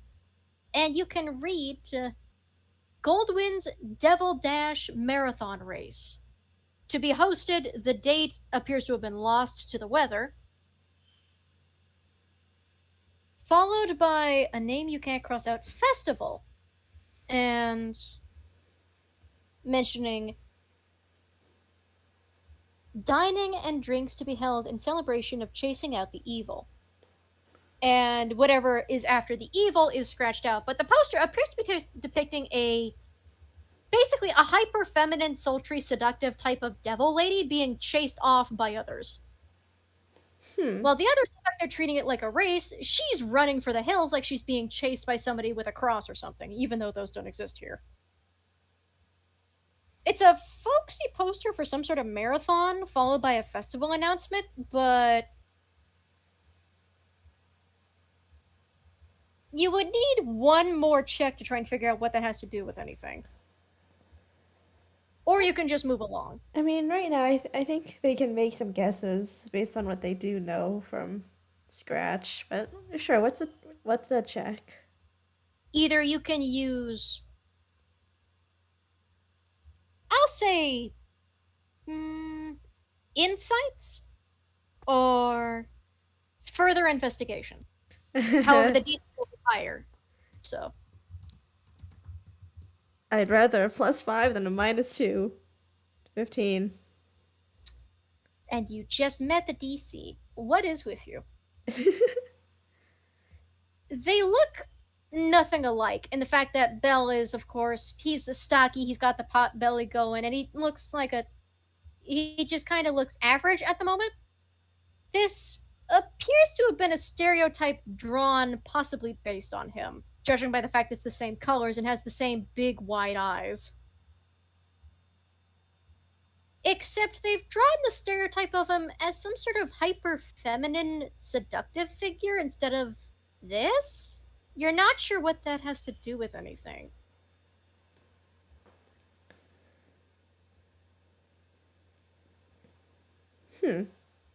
Well, interesting. That's basically the only note Space Nomad puts beside this new information they've gathered before they continue following the rest of the group. And so you do.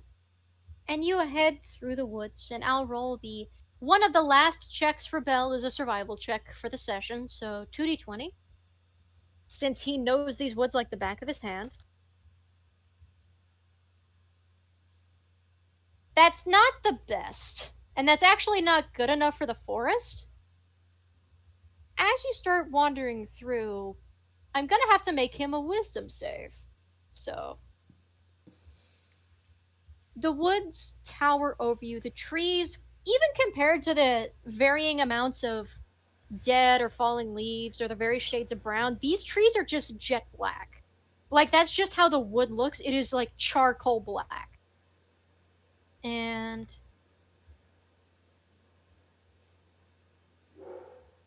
as Bell is moving along, he sort of seems to slow in his step, and he sort of goes off of the path he was intended before stopping somewhere and standing stock still. Is something the matter, Belle? He doesn't respond. He's frozen like a statue in the middle of the woods, in the middle of a hardly even a tiny clearing, you think, compared to the rest of the thick black forest. And he's just staring into the emptiness of the space in front of him for some reason.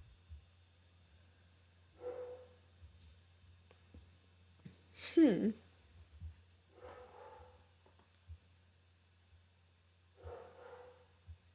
Aw, it's okay, Kampu. We're pretty much at the tail end. That's okay though if you gotta go. No, I'm sorry. I need to go out running. Aw, okay. Yeah, it's war related stuff, and I cannot, miss it. That's okay. That's okay. I'll pretty much describe the tail end here and that'll be it. But you go ahead and have your run, okay? It was fun playing Yeah. with you. Yep. All right. All right. You later say what happened. Yeah, Uh. All right. Thank you so much. I'll see you next session. Yeah, yeah. next session, right? Next All session. Yeah. right. See Bye ya. bye. Bell doesn't respond to whatever you're trying to say to him, and even when you try to if you tried to wave a hand in front of him, it seems to do nothing. I Sunspot, you also come up and you notice Bell has frozen to the spot. Hmm. Space Nomad probably tries like if talking doesn't work, they try giving him a pat on the shoulder like, "You all right? Is there something Which here?" shoulder? Let me roll. Let me roll for that. Oh, well, the left one. I need to make him an attack roll, actually. So 1d20 plus 3. I assume a 13 doesn't hit. Uh, no, not really. It just sort of harmlessly bounces off the very well armored There is astronaut. a there is a moment you tap on the shoulder, but he moves fast, and from the way it looks like he was trying to rake at you with claws. But the moment after the claws, bounce uselessly off your armor, he sort of freezes, and you can see the way his ears actually just tuck and go low, and he looks uh startled, ashamed slightly. Curls his fingers a bit, backs up a step. Ah, good. I was worried the earlier cockatrice attack might have had latent effects. I do not know how tuned cockatrices work. He is still not speaking.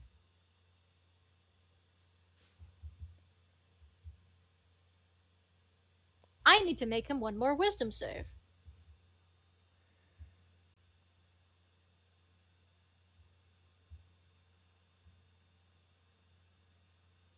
There is a moment, and Sunspot, you're the one that sees it a bit better.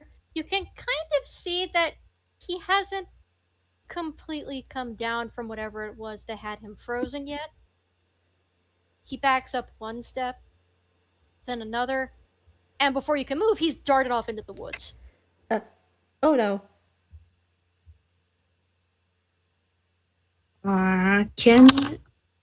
Can I see like what startled?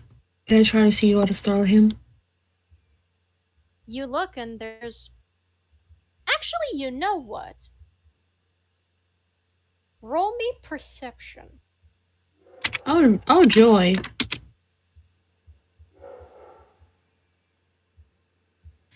And let me I pull up roll the clown shoes. Let me pull up the stat block for this real quick. Don't worry about the fact I said stat block. Everything's fine. Hmm. Is there no, there should. There we go. There you go. Let's see. Dexterity is a +1, so 1d. I don't want to click on Minecraft. God dang it! Why is it there? Okay. Oh no, we're fighting Minecraft. Oh shit, Minecraft Steve about to kick our ass.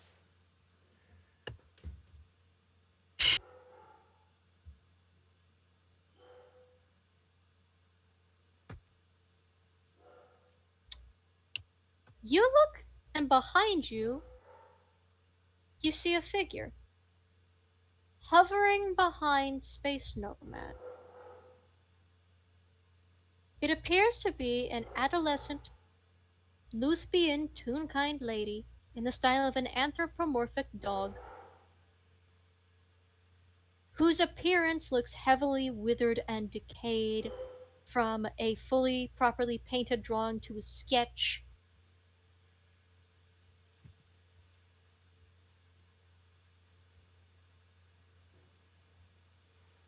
Whose jaw is hanging at an angle. Hmm.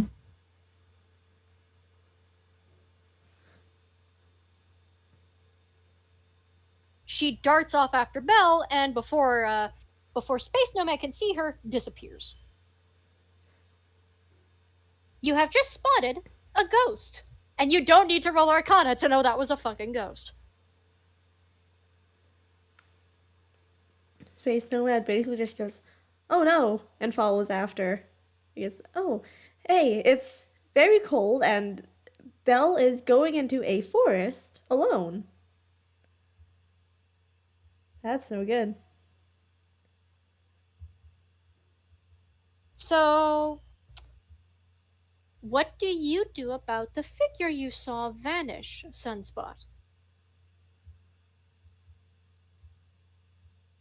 Sunspot has has had a day. Yeah, Summarily. I assume you two follow after Belle. Yeah. Yeah. Yeah. All right, survival checks to make sure you don't get lost. Amazing. Lovely. Just one of you gets to make it, not Oh. both of you. Oh, wait. Um. Well, Can I good luck, roll? Sunspot. Unfortunately, the both of you wind up lost. You're still Amazing. together, along with, of course, Ross and Bowtyke, but you've lost Belle. Stuck in the pitch dark woods, you keep on moving, but you don't find him. Instead, you find something else. Sunspot, would you roll me survival to see if you can find his trail, or if you find the destination before he does? You successfully managed to at least find his trail, though navigating the forest is difficult. He ran a good distance into the woods, and you actually have to run through almost the whole day before you actually find him again. And you find him, oddly enough, give me just a moment.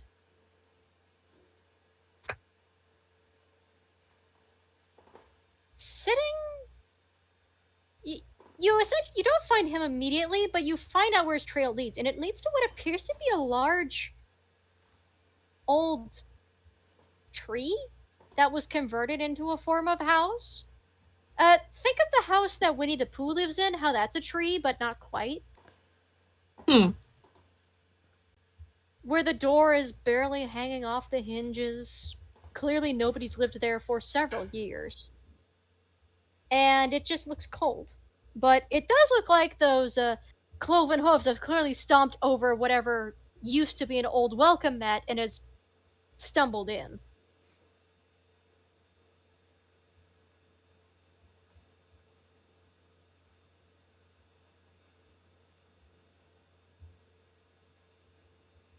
Do you enter? Sunspot knocks on the door or on the frame, on the door frame. Roll me strength.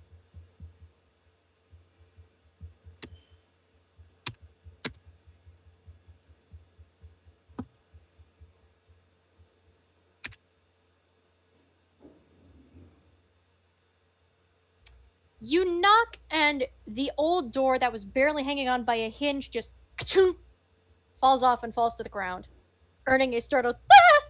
from inside the tree and further scampering. Well, that's unfortunate. Space Nomad goes inside. Inside, you find what remains of probably the most ramshackle excuse for a living space you could find. There's clearly a place where someone used to have almost a functional, almost nice kitchen, but not really with like a stove or anything like that. Just, counter space to chop up vegetables and fruit. Clearly a cabinet carved in a part of the tree. Somewhere there is a table that appears to have been overturned at some point, and a doorway leading further down, which leads into the more of the underground system of the tree, where you just find a couple of other rooms. There's a door on your left that has been left ajar, a door on your right that is closed. Would you roll a perception check or investigation? One of you. Uh, investigation. 18. The door that's slightly ajar appears to be the one that has a sound coming out of it. All right. Space Nomad knocks on the frame and says, "Belle, are you in there?" Before pushing open the door. Your knock already pushes open the door a bit, but you push the rest and you see what appears to be a kind of makeshift bedroom. Except the bed is hardly an excuse for a bed. It looks like a clearly old mattress that is now not usable in any capacity. Was set over part of the root system carved into a bed frame. And you can see, sticking out from under the bed, a little spaded tail, shaking.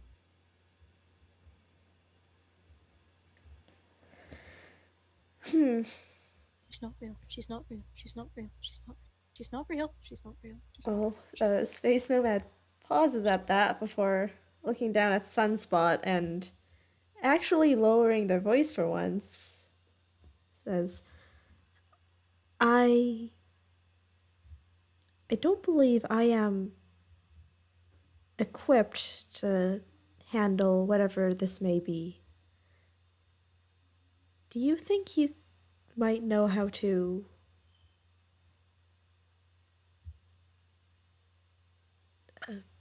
handle this? Sunspot, surprisingly enough, isn't really either. So she's just gonna do, like, gonna do their best to, like, she's not approaching, more like going, oh, The tail tucks Mm. under the bed with a jump. There's also a bonk as his jump also bonks his head on part of him. Goes, it's okay. That that frame, it's not here. The hands just frantically just gesturing like the waving like the in the no gesture.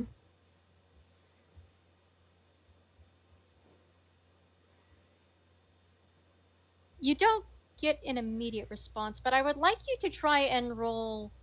You can choose either persuasion or animal handling. I'm gonna go with persuasion because it's way better than this. Yeah, treating him like a person rather than an animal would be better. And it doesn't even fucking help. He doesn't come out from under the makeshift bed, but you do see two big, wide yellow eyes with very tiny black pupils just staring out. Though they look out, they kind of widen, more in the Rankin Bass kind of way where wideness does equal fear rather than the tiny pupils, but he does not come out from under the bed. You're you're not used to seeing those eyes scared though. That's kind of new. Though you were also the only one to see the ghost that went after him, so you know.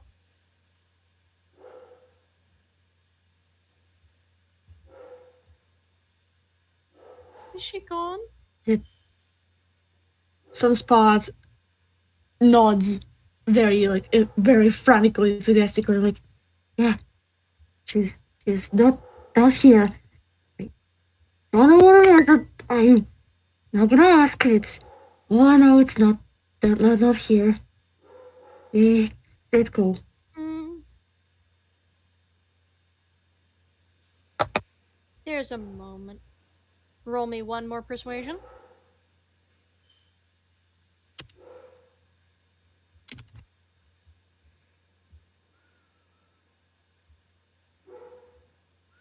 And carefully, by toon logic, he carefully, shakily crawls out from under the bed.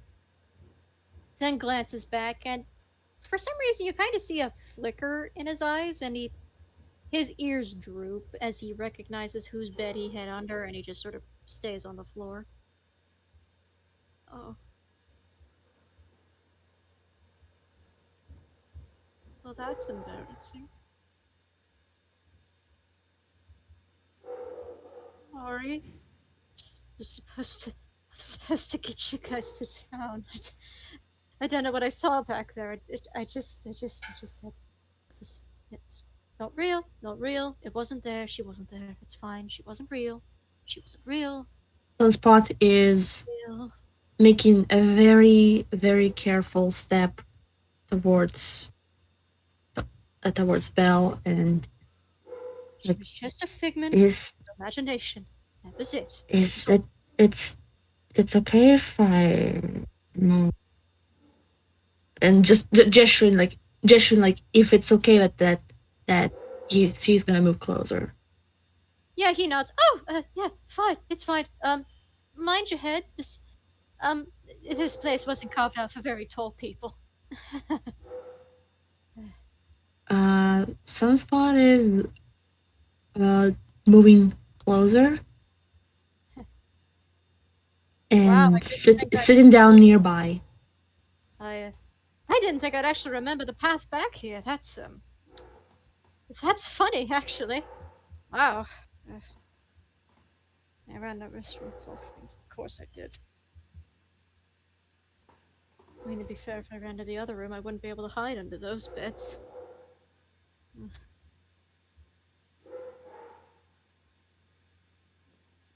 I'm sorry. I should have gotten you guys to the town first. I I don't know what I saw back there. I don't know what came over me. I'm sorry. I'm sorry. I'm sorry. It's okay.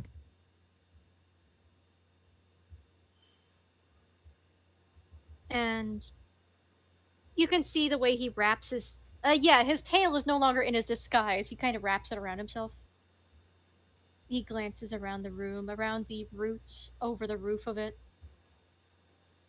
The old bed, which nobody's laid in several years. And you can see the way as he looks at the bed, his eyes just sort of. The light in them visibly dims.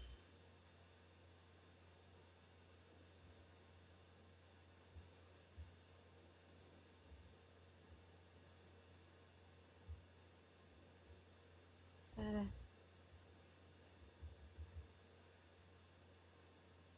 suppose I'm suppose you're confused. I'm sorry. Um, this is my house. Or was my house? And he gestures to the fact that this is very much not a house. This is a tree someone tried to turn into a house. It doesn't even have air conditioning or heating or it's just a tree. It barely even had the mattresses clearly look no longer usable or safe. And it doesn't look like anyone's lived here in several years. My mother made it. Well, she had a friend of hers help make it. She clearly wasn't skilled with the druidic arts, but it was better than the farm. And it was better to have somewhere to sleep rather than freeze to death. Not that I would have had an issue with that. uh, but this was Mom's room. Actually, this was her bed. And he points to the mattress. See, it was made for her size. Our beds were in the other room, and he points past Tala, past Space Nomad, toward the other door. Our rooms were over there, and we ate out in the living room. There wasn't really a lot of room here, but we really didn't plan on living here our whole lives, just till we found a place. It wouldn't take long. Surely. Surely.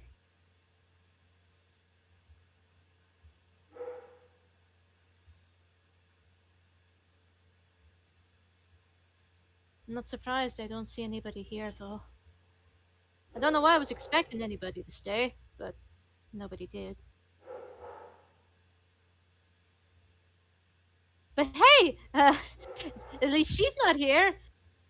I assume she's just a figment. Just a figment. Just a figment. It's fine. It's fine. It's fine. And he actually kind of hops up.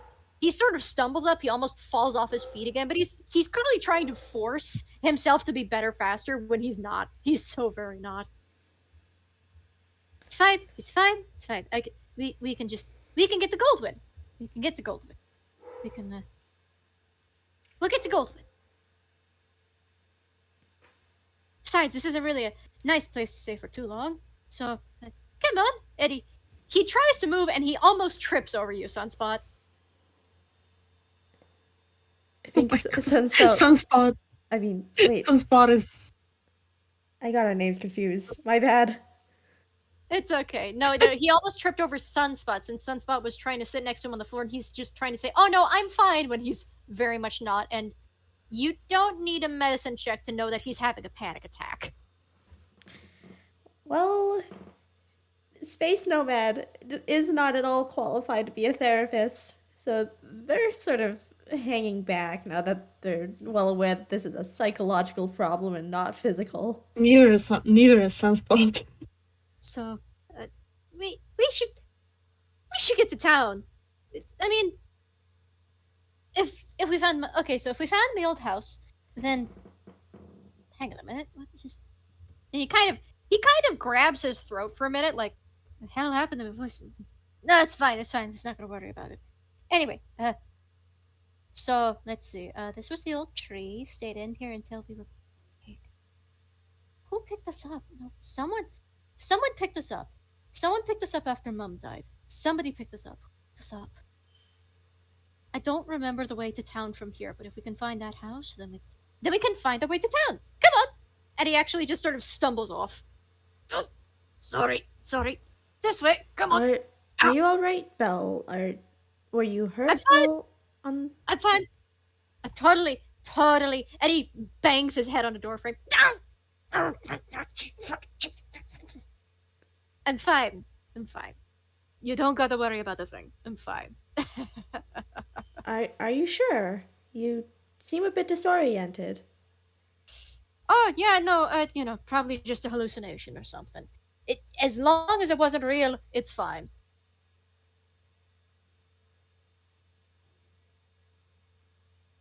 As Don't long worry. as what wasn't real? Nothing.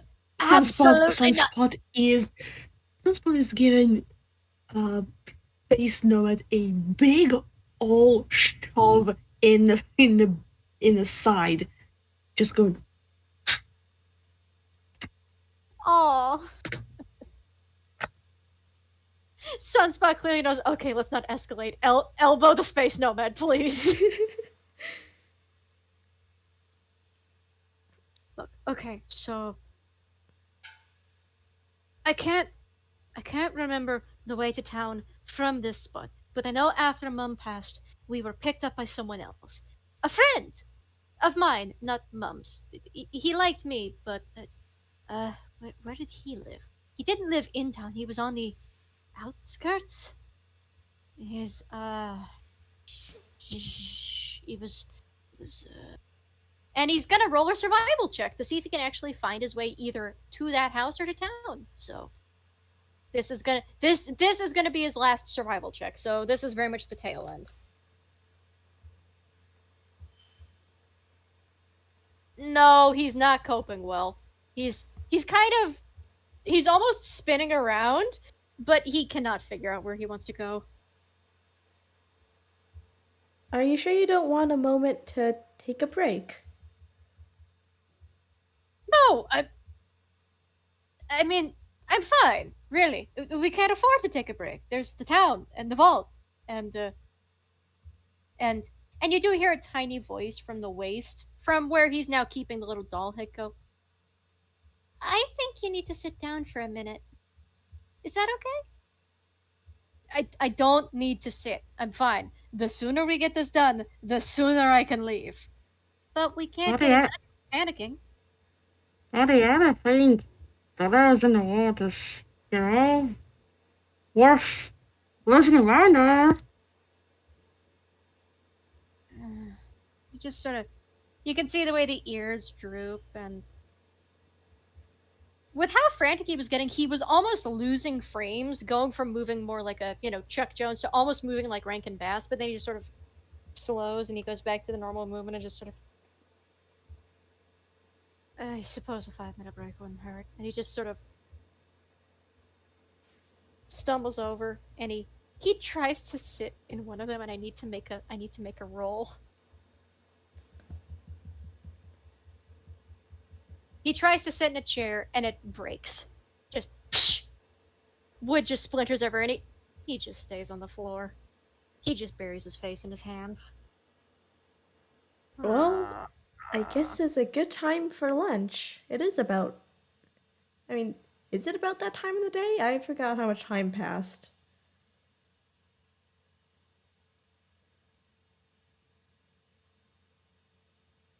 I'd say it was about time for lunch.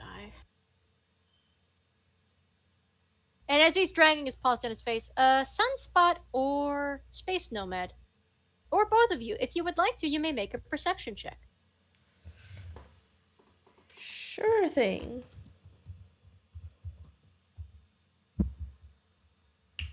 It Two. Space Nomad sure doesn't notice. Yeah, they're probably busy, like, getting out the rations. Sunspot, as you look at Belle and you look around, your eyes briefly catch just outside the empty door frame where the door, fell off and banged to the floor. And for a moment, you can see the flickering shape of that teenage girl. Just in the trees, staring. Would you roll me an insight check?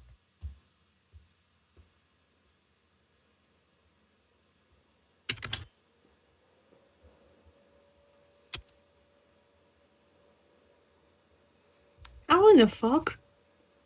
For a moment, it almost looks like a vengeful specter, clearly stained in whatever clothes she wore last, and at the side you can still see a hatchet, still stained with ink. But it's not held in a malicious fashion. It's not held like a weapon. It's just sort of dragged. And when you look at her face, you see that the teenage girl isn't angry or vengeful at all. Her expression's sad. With a nat 20, you'd almost think apologetic. And then, before you can comment or even try to call it or her out, she disappears. Back into the woods.